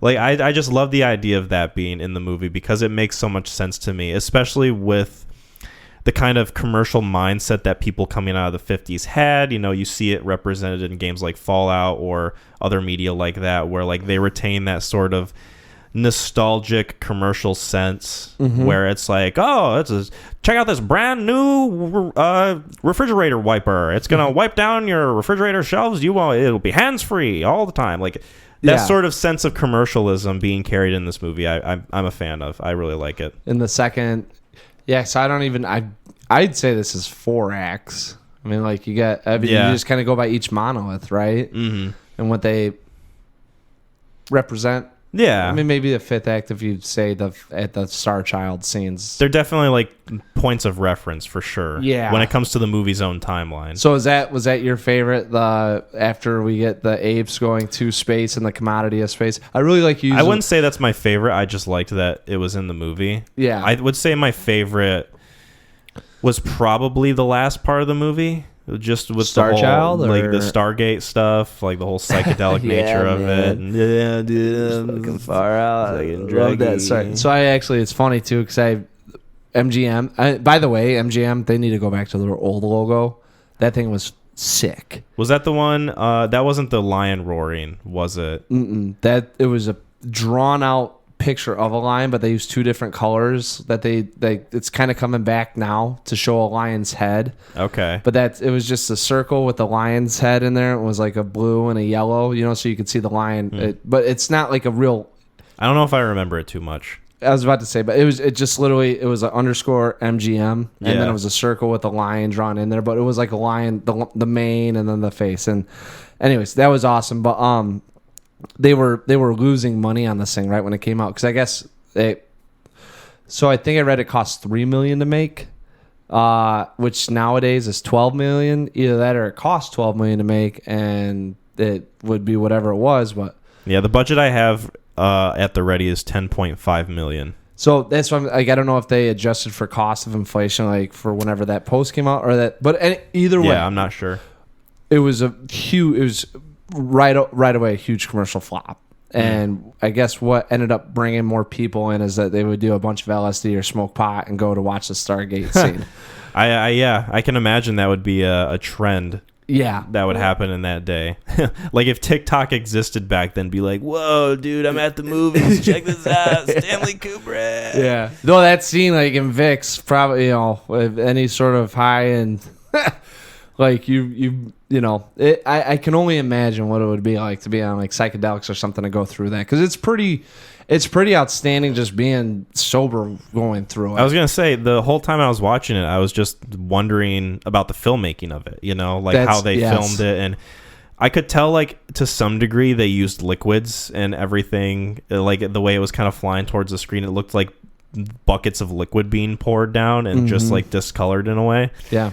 And I read that it was like a chemical pool that they had a bunch of different liquids in that they would just film and splash around like, yeah, just kind of get it to that perspective where it looks like you're flying through something. Yes.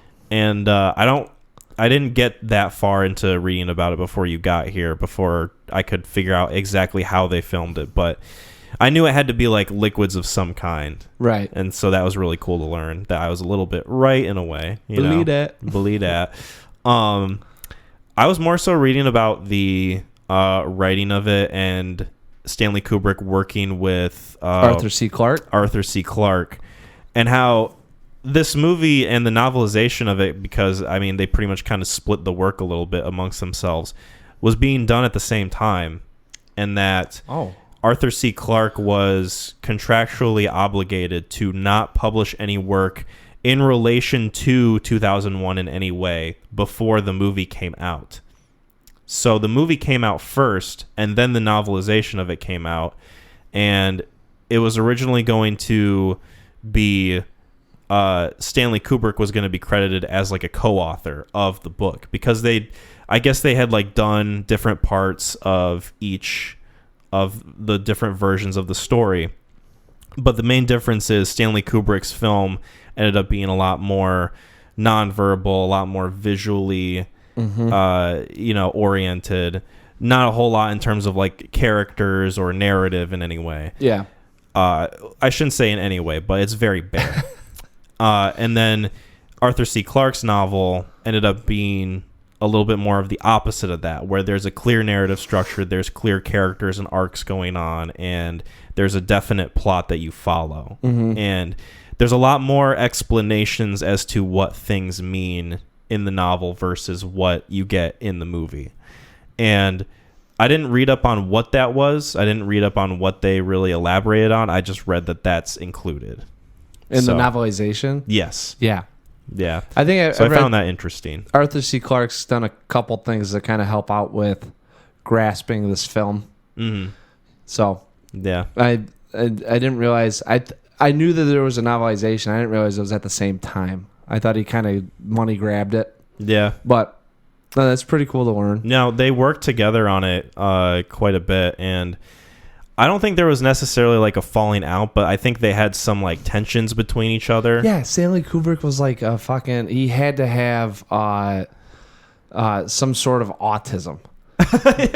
I'm serious. The way that people talk about him, like if you think about mental disease, right? Like he was a director in the 60s.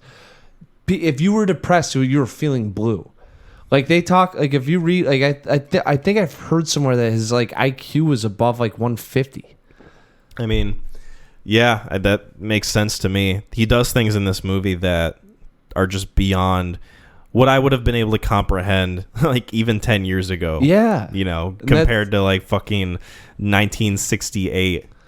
That's what I'm saying.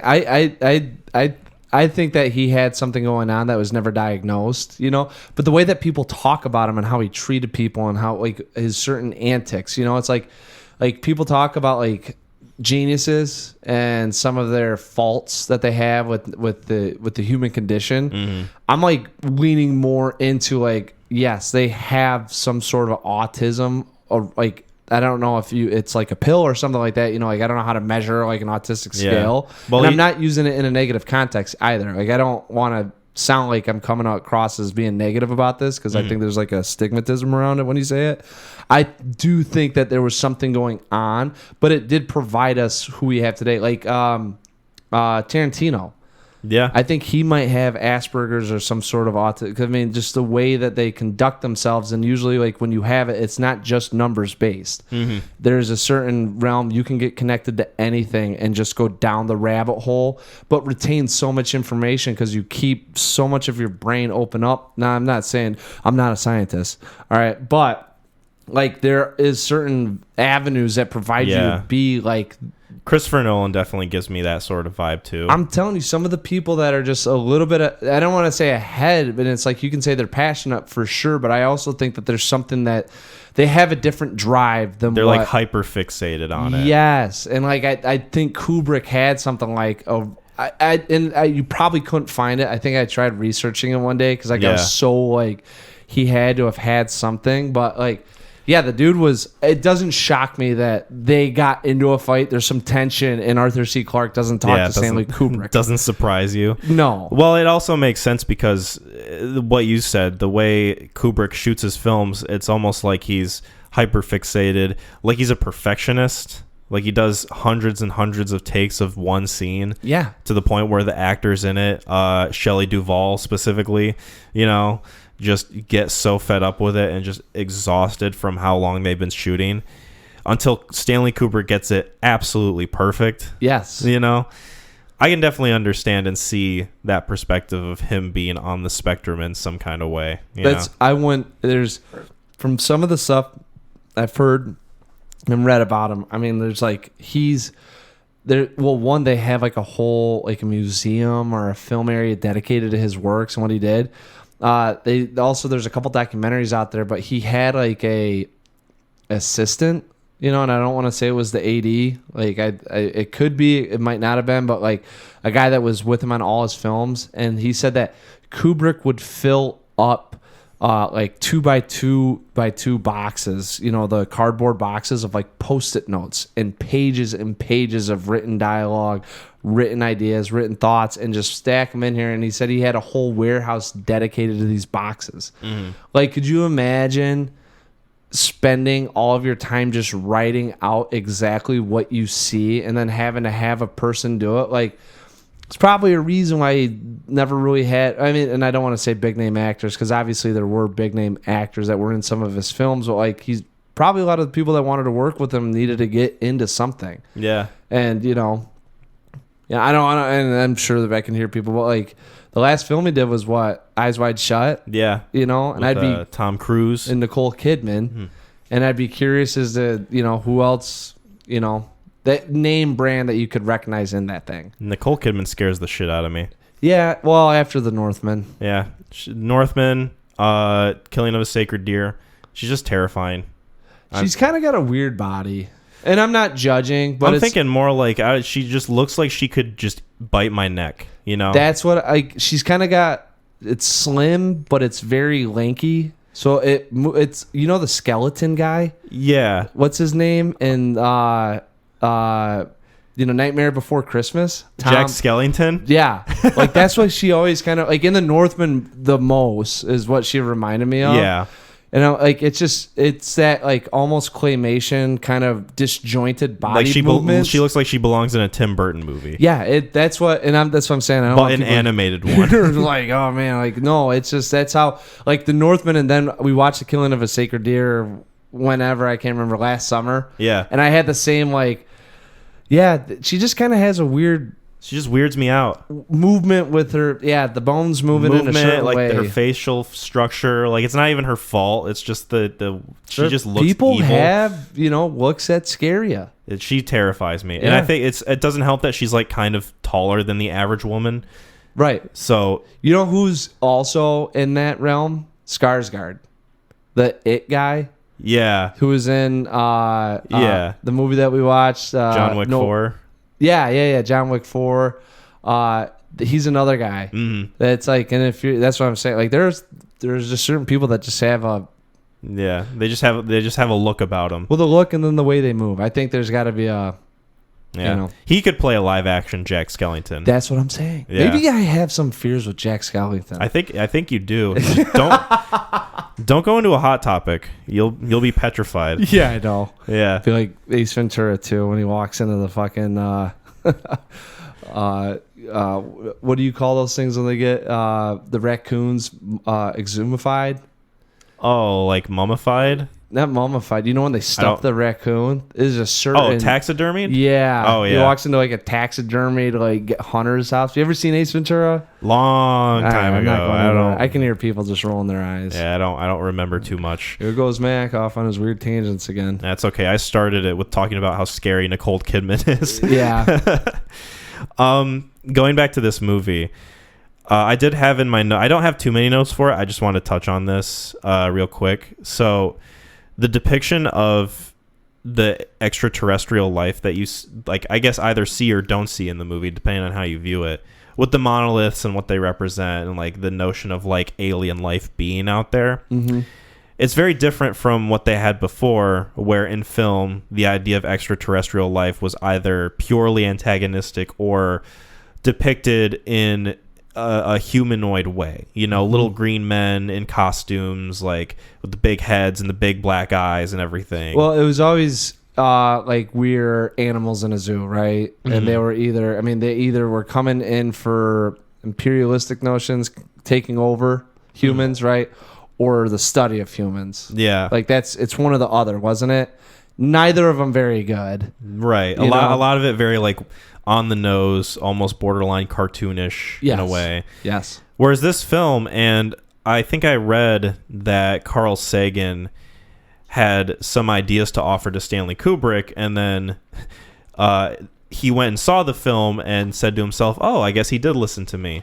And then Stanley Kubrick had an interview in, I think, the 80s where he said, like, yeah, no, Carl Sagan didn't have anything to do with my influence on the movie and what I wanted to do with the extraterrestrial life. It was all my idea. Yeah. Even though Stanley Kubrick originally wanted to go with a little bit more of a physical representation of what alien life would have been in that movie, you know? Yeah. So it's just kind of funny that he says that. I'm very it's so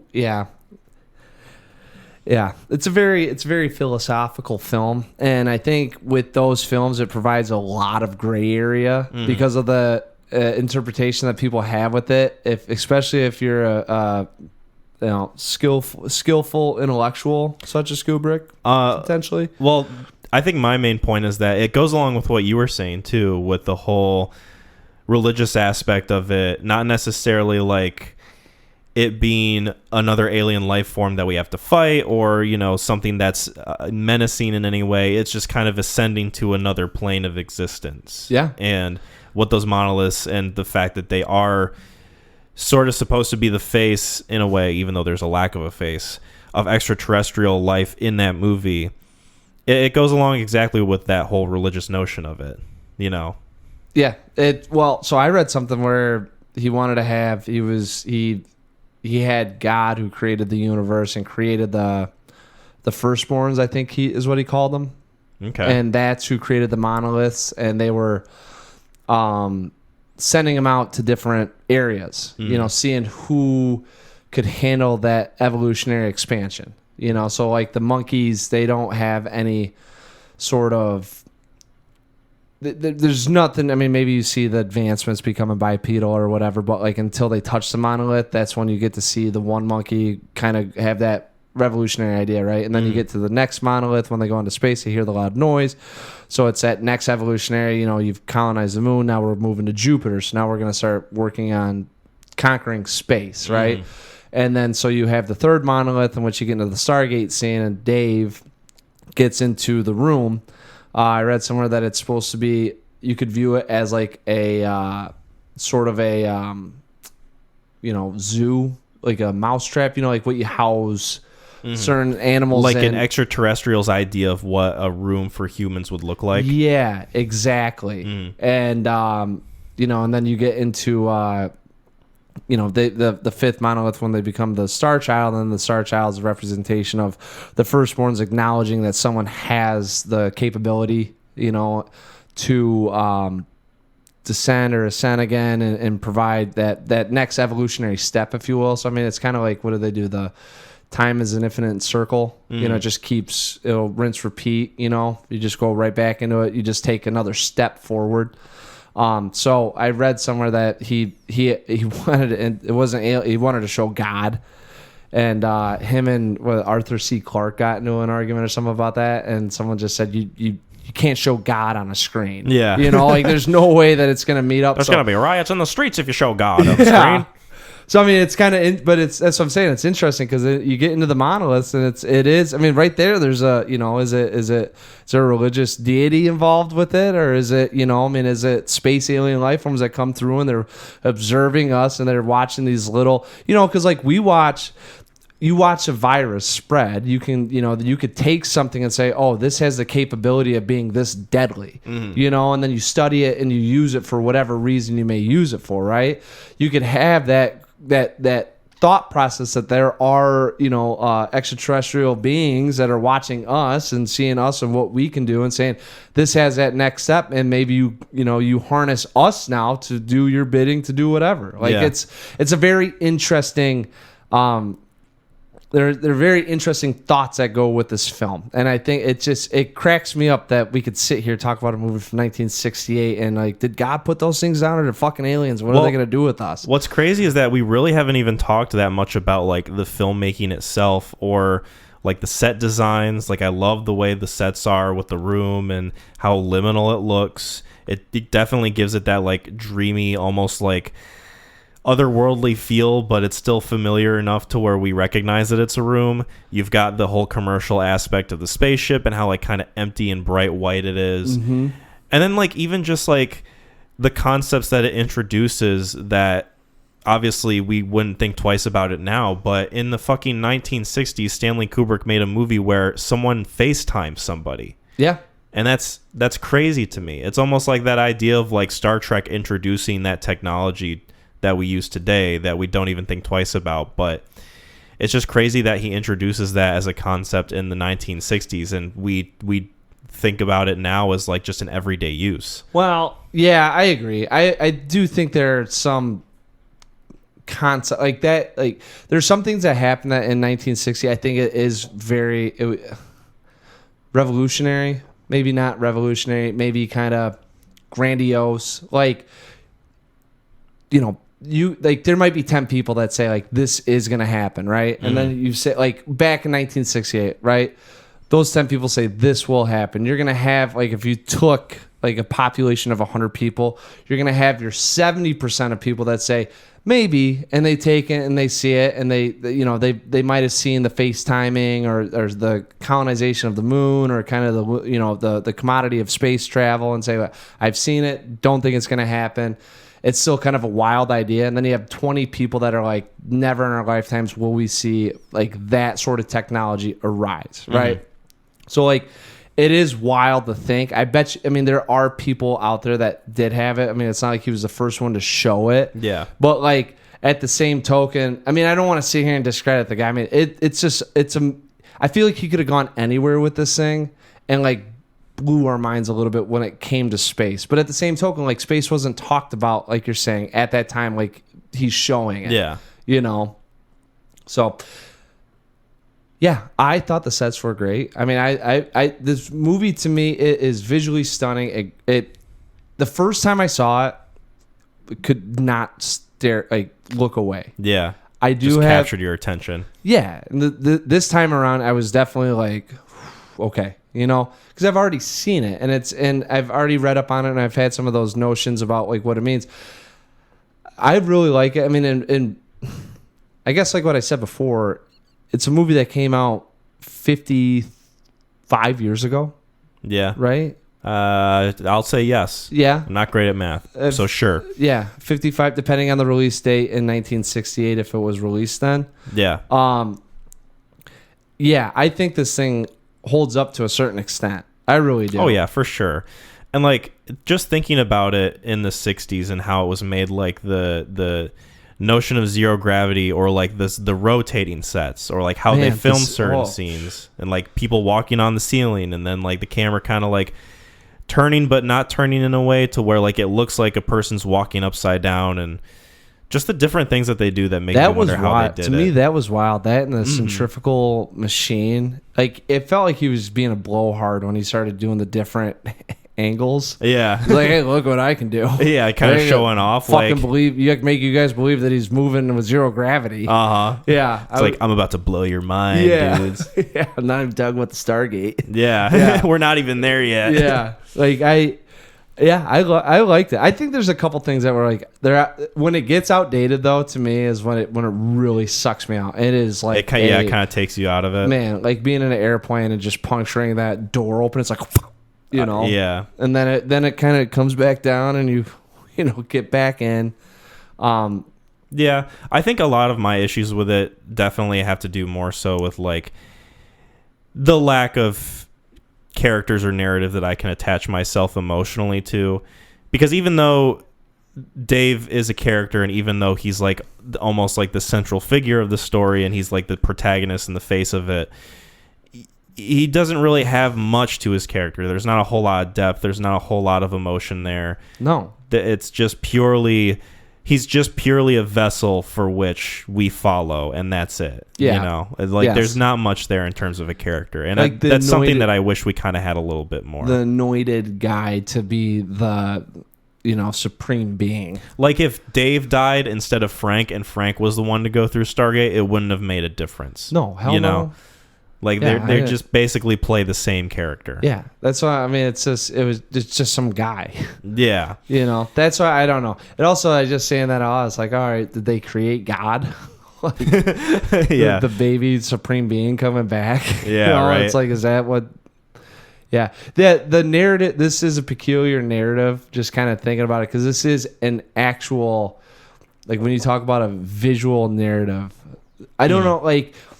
I don't know how many movies could hold this title that at least I've seen that I either enjoy or, like some Terrence Malick films I feel fall into this realm, but those are so surreal, whereas this one actually has a driving point, and to have such a, would you call it like a high concept?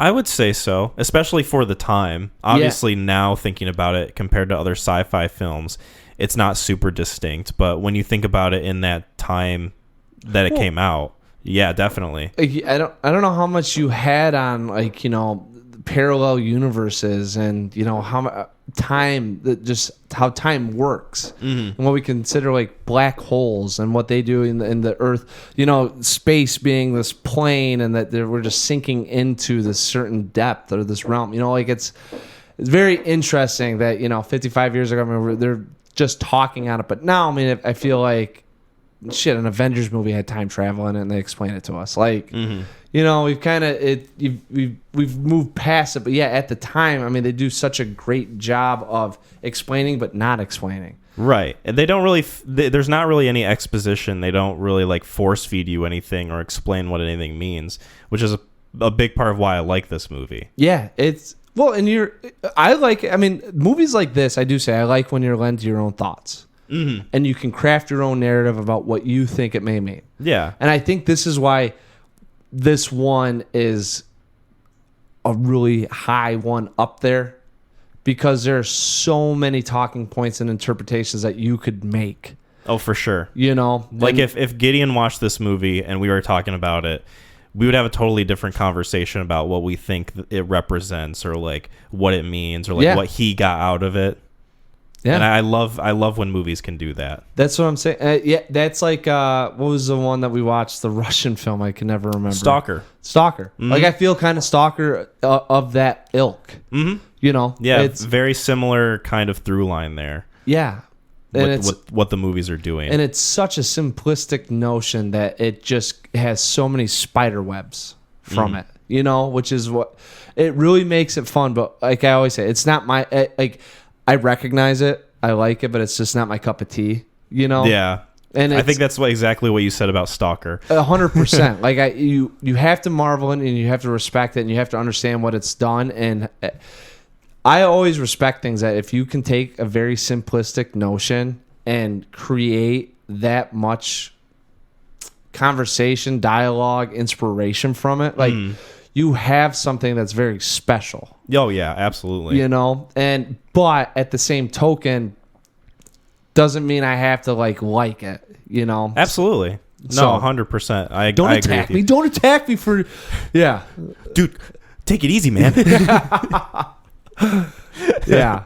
Was there anything else we wanted to say about 2001? I feel like there's so much we could say, but in terms of like time, This movie really is a great like film study movie. oh yeah, You could create a whole course on this thing. No, I don't. Like I said, I don't have much more because I mean, like I said, I respect it, love talking about it. There are general ideas, and we could probably just keep branching off of what we're saying, you know. But at the end of the day, like it is something that kind of runs into like a mundane point, you know.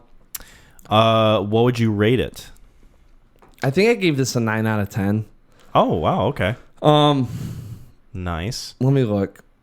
We're gonna get some confirmation.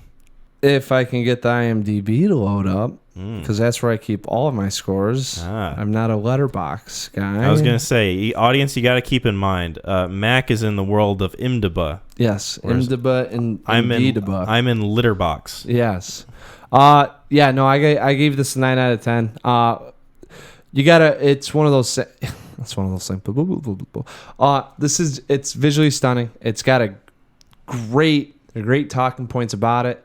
There are a lot of ideas or notions that you could take from it and kind of spin into your own beliefs, you know, or what you want to say. Like, I mean, just evil baby coming back. I mean, I was like, Yeah. and viewing it in that lens, I was like, oh shit, like you can see it. The monolith's very simplistic and you know, and coming down and where they come from. I mean, there's just so many things that you could talk about, and I forgive it for the little dialogue we have as our character arcs that we have, because that wasn't really what it was intended for, and I always grade movies for what they're intended for. So I bet you the reason why I didn't give it a 10 out of 10 is because I've seen it twice now, and I'm good. You know, you know, it'd be another one of those things. If a year from now, I bet you in a year from now, if you were like, let's watch it again, I'd be like, I'm not. I'm good. I'll read up on it. I'll read the novelization on it. I'm good for another 20 years. I've seen enough. I can only pull so much from it, and I think it's just because my mind's always, I'm just spinning off. You know, it's probably like my focus and attention to detail in a film like that. I do have the appreciation for it, but it's not my cup of tea that really brings me enjoyment or entertainment. And at the end of the day, like I view films as such. Yes. You know, 100%. That's kind of my view of it too. This one's an 8 out of 10 for me. It's definitely closer to a 9 than a 7 for sure. And if I ever watch it again, maybe I'll bump it up, just thinking about our conversations with it too. Yeah. Because there's a lot that you bring up that I didn't necessarily think about or didn't necessarily come to my mind in terms of like the movie itself. But yeah, visually great, really ahead of its time. I love the concepts, a lot of the themes, and the sort of different conversations that we can have from it, like you said. I do wish that we had a little more in the way of characterization so we could get a little more attached to what's going on instead of just sort of being an outside perspective, like watching a glass in a box sort of thing. And like you said earlier too, there are some things about it that do kind of date it, you know, just being a product of the 60s and what they could do at the time, where we're at. But at the end of the day, I really do like this movie, and I could see myself checking it out again in like a year or two, possibly. Yeah. So that's good on you. Yeah. Speaking of you and I have some questions for the audience. Whoa! So Do we have questions or a question? So I left questions for the audience to answer. So we technically have answers that we can read. Sweet. But the questions that I posed, and I say questions because I asked, what is your least favorite movie trope / the movie trope that you're the most tired of? Yep. And the inverse of that, what is a movie trope that you actually enjoy? So, I didn't see the enjoyment one. Yeah, we got some answers for one. We got some answers for both. But I'm going to read what we got now. Thank you guys for leaving those for us on Facebook / YouTube community. Our first one comes from Joanne, my mom, who says, horror movies where the characters separate and get picked off one by one. That's almost like the face of movie tropes, right? Yep. Like that's like the tropiest of all tropes is in a horror movie where characters get split up. And I think if you were teaching a class, probably the example that you'd use to explain a trope. Yeah, right? Yeah. Like it just is its own league essentially. And like horror movies especially are guilty of that sort of thing. Yes. Where especially when like horror movies specifically leave a lot of room for characters to make dumb choices for you to get frustrated at. Mm-hmm. Where a lot of like maybe weak writing comes in that's very obvious to you. I know, right? How dare I? But I don't know. It's one of those genres that kind of lends itself to being tropey, you know? Yeah. Yeah. Well, one, you have to strike fear, so there's always that isolation aspect of it, you know? I mean, you really want I don't know if people project you probably think they are if they're questioning the character's decisions. Yeah. You know? So, I mean, it makes it easier when they are isolated because you are looking at an individual person, probably thinking of your own choices that you do, you know? Mm-hmm. So that's probably why it plays into it, and there's probably no other way to get around, you know? Yeah. Because if you have a group that's just going to get killed, like, all three of them, you can't get pissed off at once. You probably, figure out who's going to make it. And at the end of the day, one of the three will be left standing by themselves. Yeah. Either making good or bad decisions. So, they have to write it that. I think that you just have to do it that way. Yeah. And that's definitely the nature of the genre. The thing about it is, how do you write it in a way where it feels earned and natural and not forced and stupid, to where you don't believe that the characters would actually make a decision like that. It's one of those things where, it's like, tough. As it definitely like comes down to being like a good writer and a good like screenplay writer in general, with how you go about doing it in a way where it feels right for the movie. A good one right there, Joanne, is Cabin in the Woods. Haven't seen that yet. Really? Yeah. Oh. That's one I know. And Gideon talks about it all the time. It's tastefully done, and I think that would be a great example of how to do it. But they also are using. I always think it's easy to poke fun of something because you already have the material there. Mm-hmm. So you can kind of figure out how to make a satire of it, if you will. I've heard that it's more satirical. It is, but it's one of those things where the choices that are made are more, I would say, well earned because of kind of the vibe the movie's giving off. Okay. So it still is a horror movie, but it's. Yeah, that's one that I would say if you want to watch where you want to feel rewarded with bad decisions, it's like that. Because, the other ones are just, and slasher films and the easy layup ones, that's like Freddy and Jason and Michael Myers, all that stuff is... Yeah. One I'm thinking of that's a good example, it's more of like a survival thriller, but I really like the way Green Room goes about it. Yeah. Because there's like... The characters don't necessarily know until a certain point the level of danger that they're in, and so they treat it almost in a way where it's not like Fred, like Jason Voorhees is after you, where you could turn and like he's at the corner at any minute. Like they really don't know the whereabouts of the characters or like the status of what's going on outside, so they have to like make these decisions that could end their life. Yes, but it's a trial and error type of thing. You trap these characters in a room, and then they have to try to scramble out like they're trapped rats. Another good one, The Last Exorcism. The Last Exorcism. Yes. I don't think did I watch that? I don't think I have. No, I might, not this time around, but I might recommend it because it's another one of those things where you're figuring things out as you go along. It's a horror film, and most of the decisions that are made, there might be one questionable one. Okay. But like a lot of what's going on, it's almost like a horror drama, kind of figuring things out as you go along and figuring out next steps. It's interesting. One that I always find goofy is The Happening. That's one where the choices are just really fucking dumb. Yeah. It's stupid. Like John Leguizamo's character. How I haven't seen, okay. I've watched it. I've watched all of 10 minutes of it. Yeah, go watch freaking I can't think of it. Oh, well. Maximum Overdrive. Okay. Yeah. There we go. We thought of it. Yes. Our next one comes from Megan, and this is kind of a reply to Joanne's answer. And shout out to Megan. You're lovely, by the way. She says, the horror slasher movie trope when the protagonist makes the dumbest decisions that put them in immediate danger is one I can't stand. And one I love is when the bad guy finds a heart and turns into a good guy. That extends to bad guys or assassins that have a code too. I think I know what movie she's talking about when she's giving her first answer.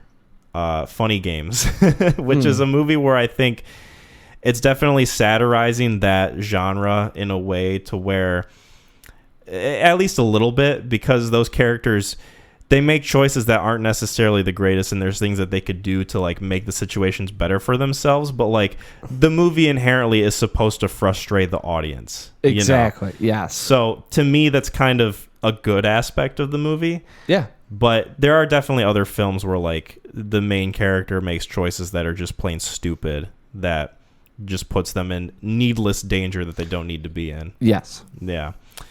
And then I think one I can think of for the last one, recency bias, but John Wick 4 with one of the side characters. Yeah.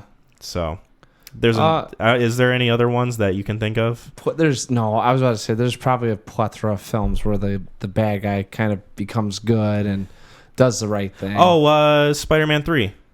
It's not like a good movie, but Harry. Yeah. That happens in that one. Yeah. And then those are the Doc Ock in the second one. Oh yeah, true. Yeah. It has a little redeeming moment.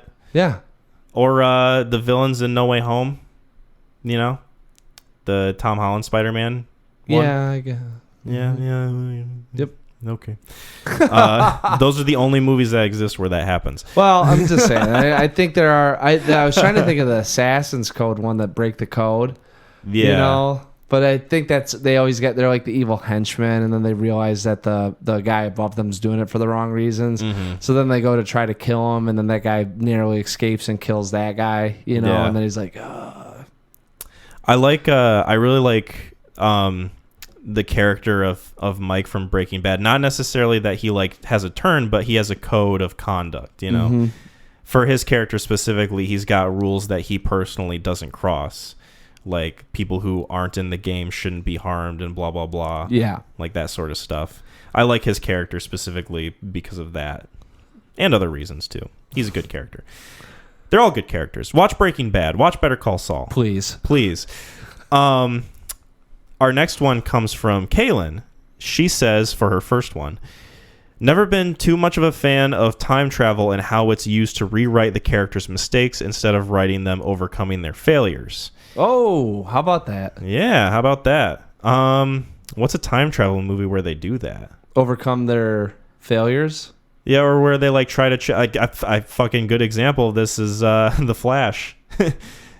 That's like a big central plot of it. He tries to go back in time to save his mom, and then things get fucked up, and that's the whole plot of the movie. And he didn't kill his mom. But what else what was his like that's what I kind of think about. It was overcoming they go back to overcome their mistakes to rewrite it instead of going back in time to overcome their failures and grow from it. Yeah, I don't know. I think no, we do know. We're going to talk about how we know about it out loud. Yes, absolutely.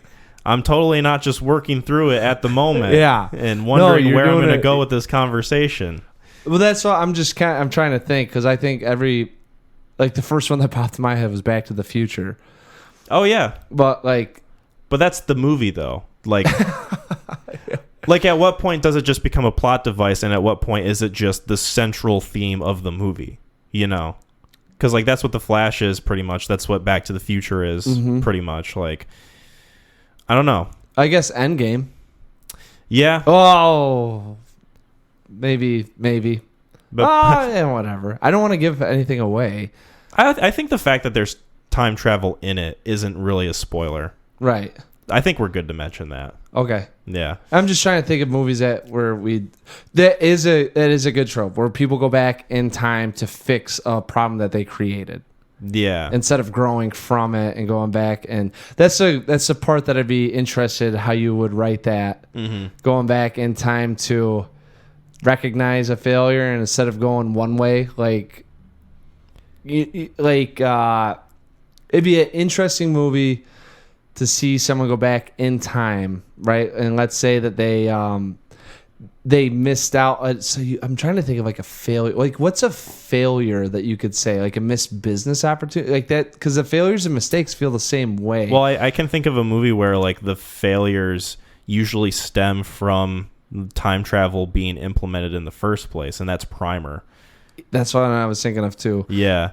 But I'm thinking like, all right, so let's say you have a failed business opportunity and you just became an absolute drunk, beat your wife and kids. Like that'd be the next step would be to go back in time, still fail at the business, miss it, but then treat everyone better, right? Yeah. And like there's actually the Family Man.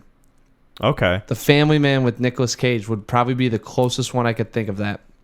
There's one, It's About Time with Donald Gleason. Yeah. Yep. He does a similar thing. I was trying to think. I was like, I think that's kind of the same vein, but there's multiple. There's multiple, and they're a lot smaller. Like Yes. it's just like, things he could have said in conversation better. Yeah. So then he goes back in time and just says it the way he should have. Yeah. You know? Yeah. But yeah, that's a good example of that. Okay. And then her next one for the second part was, not sure if this is a trope, but I do enjoy finding little Easter eggs thrown in the movie's background, referencing previous movies or ones the director has worked on.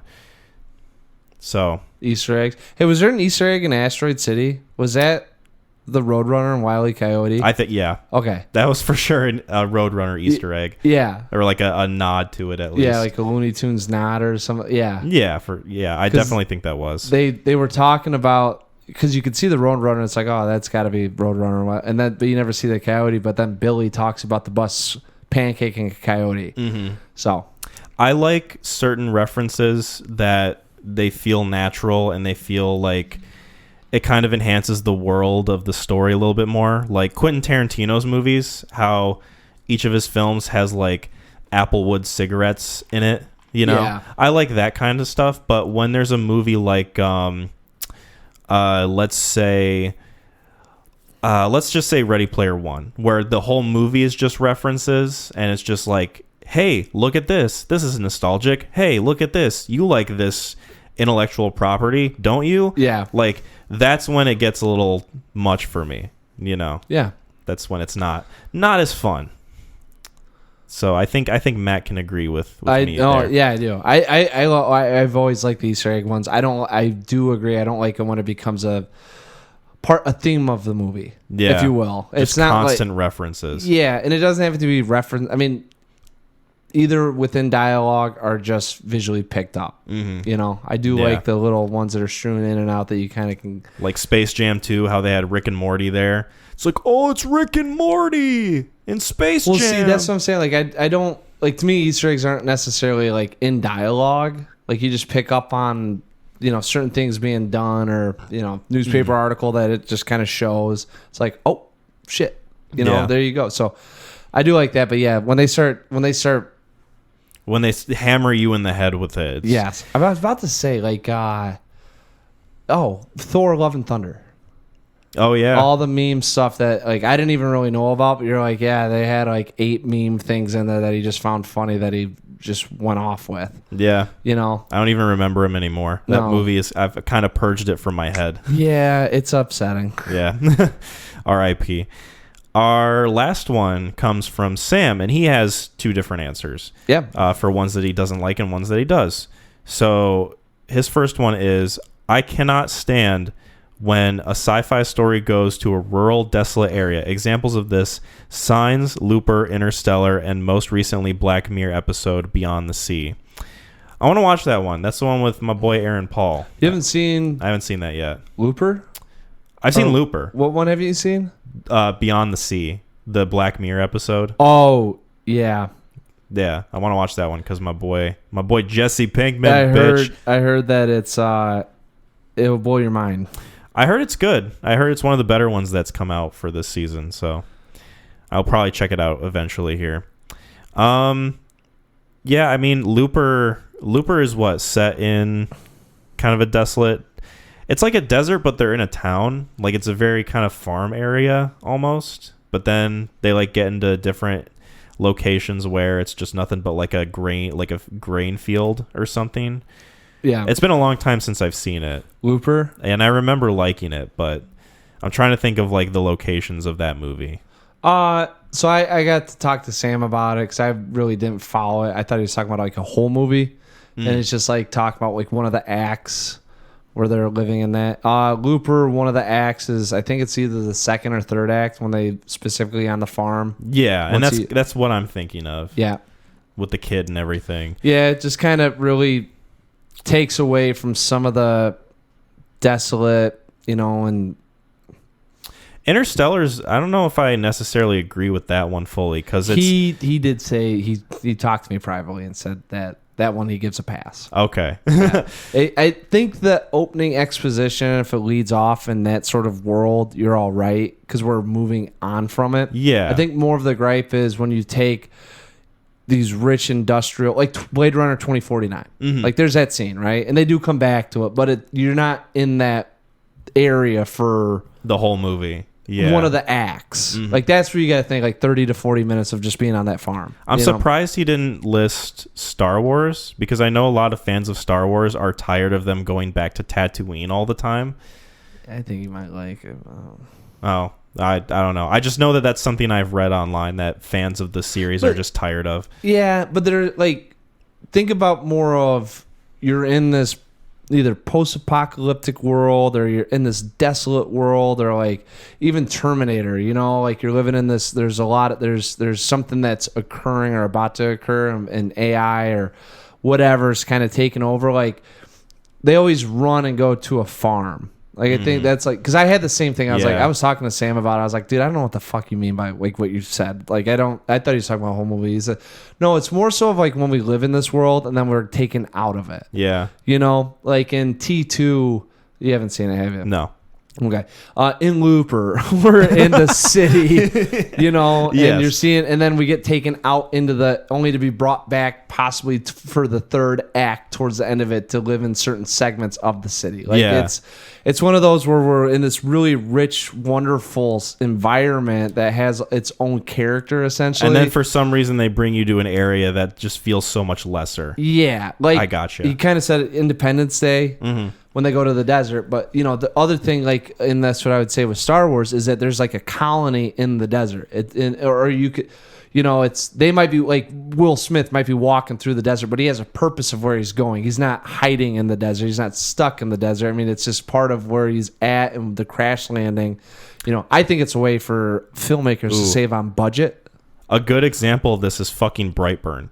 That superhero movie. That's one that I have not seen, that it's on the list. Yeah. The whole fucking movie's set like on a farm or in the woods. And it's this concept of a kid who is like becoming evil Superman. Yeah. You could have him be in the city or like be in a populated area or like just these super awesome locations.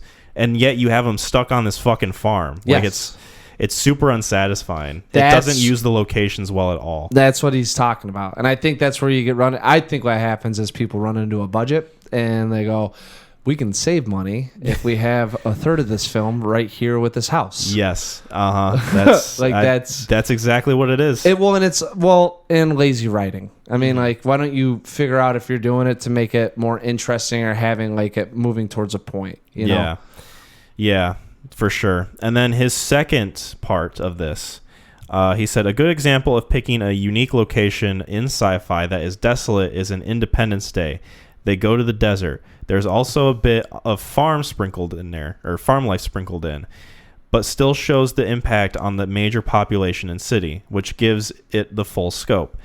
Those other movies that follow the trope pick a farm and hunker down in it. Logan is another example. Don't Look Up is another one. It's like they have no originality to pick literally anything other than rustic farmhouse. So I guess that was more of a continuation of like his explanation. I don't think Logan should be roped in there because they're hiding, and it's like you're not gonna hide in the city. Yeah, like that's. I know what he's saying though with the environment. Like, why don't you pick somewhere fun or rich? Instead of like you said. I mean, it's supposed to. Those images in that setting are supposed to depict a certain sort of, maybe not lifestyle, but emotion. Yeah. Kind of like the vast emptiness of it. There's like a little bit of isolation. Well, and yes, and some of the deterioration, obviously things aren't modern. You can see some of it being worn out. It really feels tiring. Yeah, like time has gotten a hold of it. Yes, exactly. Yeah, fucking Walking Dead season 2 when they're on the farm. There you go. For the entire season. Like, please just move on from this. Like, this was 2 issues in the comic, and now it's a whole season of this show. God like, damn it. Why? Yeah, just get to the prison. Yeah. It's way more interesting. It's a great example. Yeah. Yeah. I think that's it for all the answers that we got. Yeah. Do we get our own? I only got the negatives. I maybe I'll think of a positive. Yeah, I don't know if I have any off the bat right now. With your tropes, like negative or positive? I'm not sure. I need to think about it for a second. I'll come up with something. You will? Yeah. All right. Maybe we'll play off one another because so right now there's 4 possible outcomes. We have 1 filled. Okay, so you got to think of something here why I filled this time with mine. Okay. All right, my negative is actually I do have a text feed with Sam that we were kind of going over. Okay. But my first one is that he wanted to be caught. Oh, is the villain. I just thought of one. Oh, you did? Yeah. Mine is it was cool in The Dark Knight, Mm-hmm. and then all of a sudden you see more and more people picking up on how do we get them into the station to breach into the security? Why don't we just have them that was part of their grandiose plan?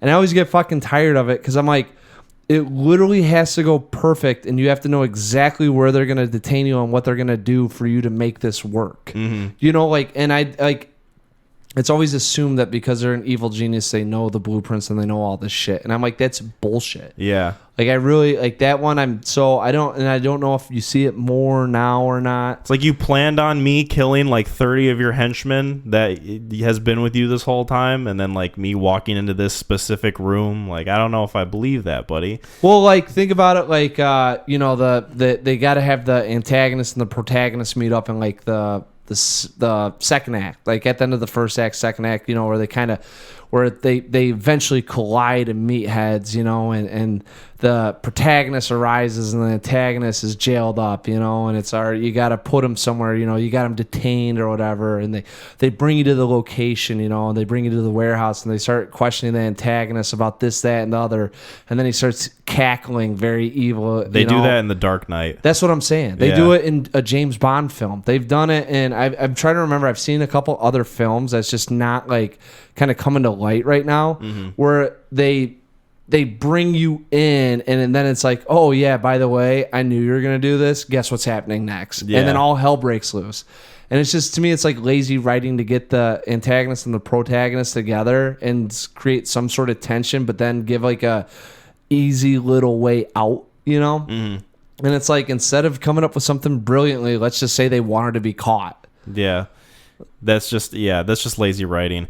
One that mine is also that I thought of just now, specific to villains in movies, where they go to the protagonist and they say, "We're the same, you and I." Like, I can't count how many times I've heard that in a movie said, and for some reason there's like, I'm surprised there's no compilation of it on YouTube or anything right now. Because I found our next project. I know, right?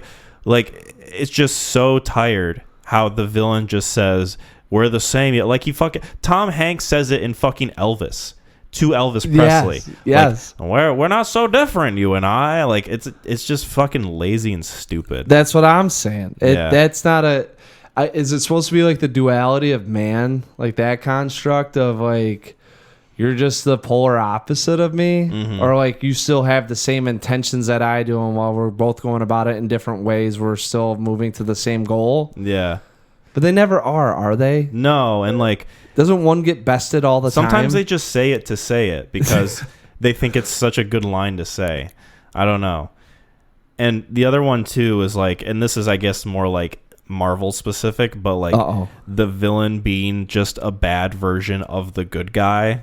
So like the first Doctor Strange movie, or Iron Man and Warmonger, or fucking Black Panther and Killmonger, the Hulk and Abomination, Captain America and the Winter Soldier. I guess that one had more a little bit of a story merit going on, but like, you know what I mean? Like, sure. They're just like the bad version of the good guy. Yes. So, but that you'd fault more of the comics on that, right? Yeah, definitely. Stan Lee's not going to pass. I don't care if his ass is dead or not.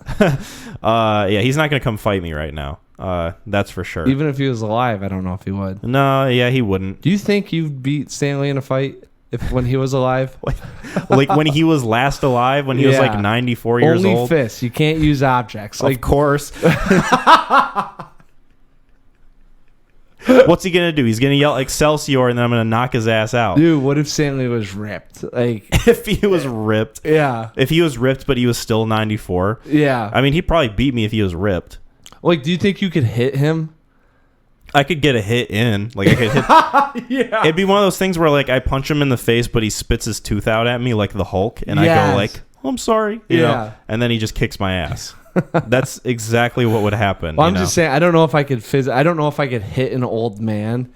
I would think if I got into a fight with Stan Lee, I would pray that he isn't strong enough to hurt me, and I would beat him by having him wear himself out. Mm-hmm. It'd be like the rope-a-dope. Yeah. You know? Mm-hmm. And then that way I don't have to land a punch, and he kind of beats himself, you know, but I'm still victorious. Mm-hmm. Like, that's what I would go with.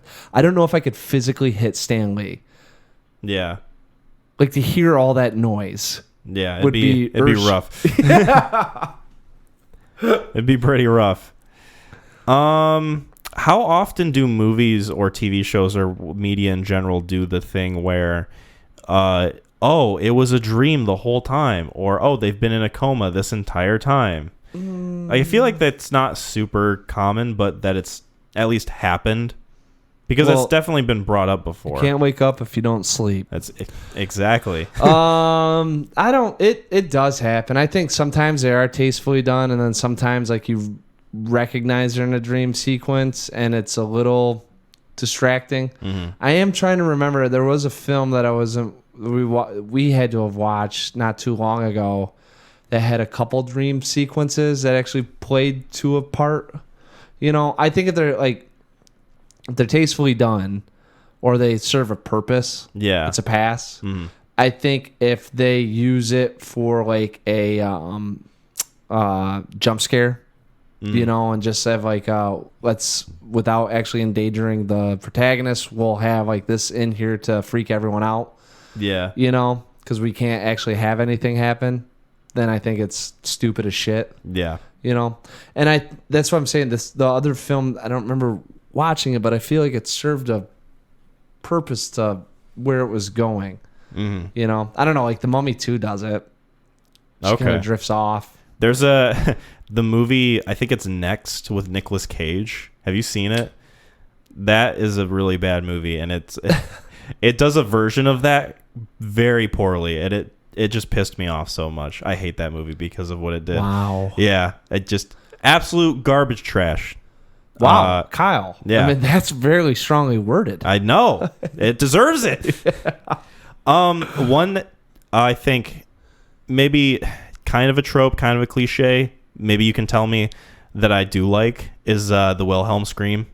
It's kind of become a novelty at this point, and I like when I hear it because it's just kind of funny, you know? Yeah. It's one of those things where like, oh, there's the Wilhelm scream. Yeah, yeah. Yeah. And some movies use it obviously as like a comedic effect or like making fun of it. That's the issue I have sometimes. I know. That's when I don't like, especially if a movie is not very self-aware and they do it for tongue-in-cheek purposes. Mm-hmm. That's when it really annoys me. Because it's distracting because it was an artistic choice that was done that doesn't fit in with what we're seeing. Yeah, a lot of the tropes I think about are ones that are sound effects specifically. So like, If someone throws an object in the background and then you hear a crash and then a cat go, Reew! That I don't like. Yeah. That immediately takes me out of it. Because they include it in so many like serious movies where like if something crashes into something and you hear that same cat sound, it just takes me out of it. Yeah. Or like there's like a baby crying sound effect that's very used, like it's used in a lot of movies that I recognize, and that takes me out. Like any sound effect other than the Wilhelm scream that I can recognize and that I've heard in other movies just immediately like pulls me out of the film. So yeah, so kind of good, kind of not good. Yeah, you mix your trope feelings in there. I did. It's tangled in a bow, but I think you can untie it and see where the strings are attached. It sounds like one string with a lot of other strings not attached. Yeah, it's like one string with like 5 strings at the other end. Yeah, and then you snap the one string and it makes a Wilhelm noise as it falls. Yeah, it does. Exactly. See, you're getting it. Yeah, you got it. Yeah. Mac's picking up what I'm putting down. For a good trope, I think, anytime where I'll just say it, anytime where the hero like swoops in and does something that's really fantastic, and then the sound comes with it. Like I guess I don't know if you count that as a trope or not. Yeah, it can be. Yeah, you know what I'm saying? It's kind of like it's standard in a lot of action films or something. Like I remember we were watching Pearl Harbor and they did something great, and then it's like at the hero's last little chance to do something, and then out of nowhere someone like I guess Top Gun kind of comes into mind. Oh yeah. Not to give anything away, but there's scenes where something fantastical happens and then the music accompanies it. Dude, I'm a sucker for that shit. Yeah. Like I've been yelled at not to clap in theaters.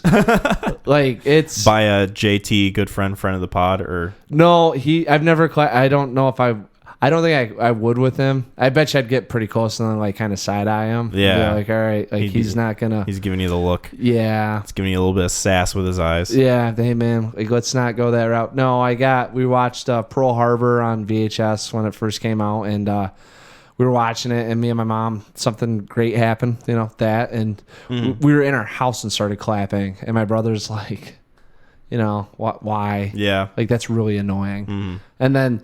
So I never really thought of it. I was like, dude, F you. Like, that's how I feel. I'm going to clap. That's how I express myself. Yeah. Well, and then we were so a lot of people complain about it on podcasts and stuff. And I remember being in a theater one time where something fantastical kind of happened, but I didn't necessarily agree with the clap. And people started clapping. And I was like, the audacity. And then I recognized, I was like, I need to control myself if a clap's earned. Yeah, right. Because everyone's like, they can't hear you when you clap. It's like, dude, I'm not doing it because like for the director, like marvelous. It's just like, oh, great joy. Like that's how I express myself when I see something awesome happening. Yeah. With a good clap. But I've refrained, and I understand that there are viewing audience members and no one can hear you clap. So, politely go fuck off, but I won't do it. And there you have it. I think that's a good cap to this round of questions. Nice. Or this round of answers, I should say. Yeah. So thank you guys for leaving those for us. Keep an eye out on the community page and the Facebook page for more audience engagement. But one more bit of business. McClain. It is. So first off, I get to recommend a film. Yes. All right. First off, is there anything in theaters that we're debating on seeing? Well, I figured. So the next episode will be episode 50, and by the time that gets recorded, I don't think Barbie or Oppenheimer will be out yet. Not quite yet. I'm thinking episode 51. We could squeeze those two in, possibly, if at all possible. Otherwise, we could do like one episode, the other the next one, whichever fits best with our viewing schedules or whatever works best for the both of us. Just thought about a really, it'd be interesting. I don't know. Pause. You would be totally geeked to do it, and it definitely fits in with it being the 50th episode. Okay, well, go with that then. But we got to break it up. We got to break it up? Why? Is it like a trilogy or something? Or are you... Oh, I think I might know what you're talking about. You got the sound effect? Da-da-da-da, da-da-da. That's not it? It's not it. It is not a movie. Oh. What are you thinking? Breaking Bad? Ooh, I don't know. I don't. That's what I'm saying. It would just it fit in so well with it being episode 50. I know, but like, oh, there it is. We don't have to do it. Let's save it for another time. Okay. Let's save it for another. We've been talking about doing Breaking Bad forever now. Like since we've started. I wish this. we would have thought about episode 50 and 51. I know. The only thing that I'm hesitant by it is because Megan and I have been watching Breaking Bad, and we need to start season 5, and there's 16 episodes, and we watch it so infrequently that I don't want to have to watch it without her and then have to go back and watch it with her, having like too much Breaking Bad. That's what I was saying. 1 through. Anyways, we'll figure out a different time for it. Yes. Yeah. So let's hold off on that if that's all right. Oh yeah. Okay. Oh yeah. So I kind of. But to be determined, Breaking Bad episode is coming. Yes, I was about to say I got I'm trying to think of something that we haven't seen. There is a movie now. I'm so torn with some of the films because I want to see something I haven't seen, but they're all bad. And then the movie that I want to recommend's not good. Also bad. Yeah, so I'm not really going great on this train of things to watch, and I kind of want to keep going with the space theme. Okay. There's this movie that do we do a bad movie or not? That's up to you. That's up to you. You're not helping me out at all. I'm down. I'm down with anything, my guy. Yeah. You recommend torture porn, I'll watch it. I'll try to. You won't be able to say that I didn't try. Yeah. Okay, we're just gonna do it. If we the second film will be TBD. Okay. We'll say I do have 2 films that would pair up together. But I want to recommend the one now, and then we'll leave it open because I know Mission Impossible is coming out. Yeah. On the 14th. I don't know if that's something that we need to see or if we just wait till Oppenheimer for our film. Anyways, we're gonna watch Mission to Mars. Mission to Mars. Okay. With Gary Sinise and Tim Robbins and Don Cheadle. Mission to Mars. I watched this on a plane recently, and Put it in my search history so I can have it pop never up. been more flabbergasted with a film. You said Gary Sinise and Tim Robbins. Yeah. Is that Mission to Mars? Yep. Okay. 2000 sci-fi film. Yep. There's another movie with Val Kilmer where if we can't think of something, it's called Red Planet. That's the one I'm thinking of because I looked up Red Mars because I thought to myself, I thought I saw something similar to this that had Val Kilmer in it. Yes. But yeah, no, I'm thinking of that other movie. And that's got Tom Sizemore. So right now, Mission to Mars for sure. And then I'd say the second film, if we opt to go that way, would be Red Planet. Keeps on with the space and Mars theme. And there were 4 fucking Mars movies that came out within 2 years of each other. Yeah. It's insane, that like little era of the late 90s, early 2000s. Yeah, that's crazy. Yeah. All right, cool. Well, I'm down to watch that. Cool. And if you guys are down to listen to episode 50, be sure to check out Mission to Mars, possibly Red Planet. Possibly. That one is not determined quite yet, but I'll post about it, I'm sure. And be sure to check those movies out before episode 50. Thank you guys for listening. You can find us on www.neoncrewpodcast.com. We're also on YouTube, Spotify, and Apple Podcasts. If you haven't subscribed to the YouTube channel yet, be sure to do that. And our Apple Podcast page, if you could rate us 5 stars on that, that would be awesome. Maybe leave a little kind message for me and Mac here. Tell us how we're doing, if we're doing a good job or a stinky job. But either way, 5 stars would be awesome for our rating on that podcast. Be fantastic. Helps more people find it and see it. There are a few people I know that listen to it on there, so really that would be a good avenue. They give a 5-star rating. Well, I don't want to bribe people. Yeah, no bribes here, just good old vibes that we give, appreciation. You trying to ride kisses? Bribes with vibes? No bribes, vibes. That's what I said. Vibes. Yeah. Good bribes. I mean vibes. Good vibes. We also have Facebook and our YouTube community page where I will post some memes sometimes or audience engagement stuff for you to leave answers or questions where we can read it on the podcast. And merch, our Etsy page, still up, still going. Get yourself a shirt, crew neck, whichever you feel like.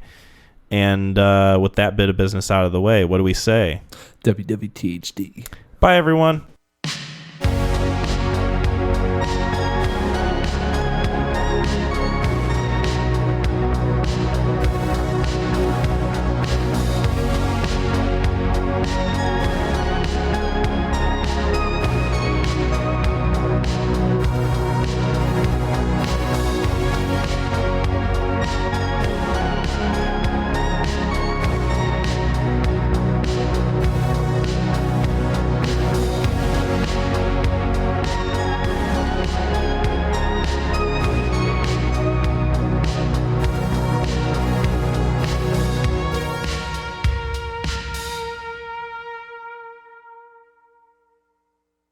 Ah!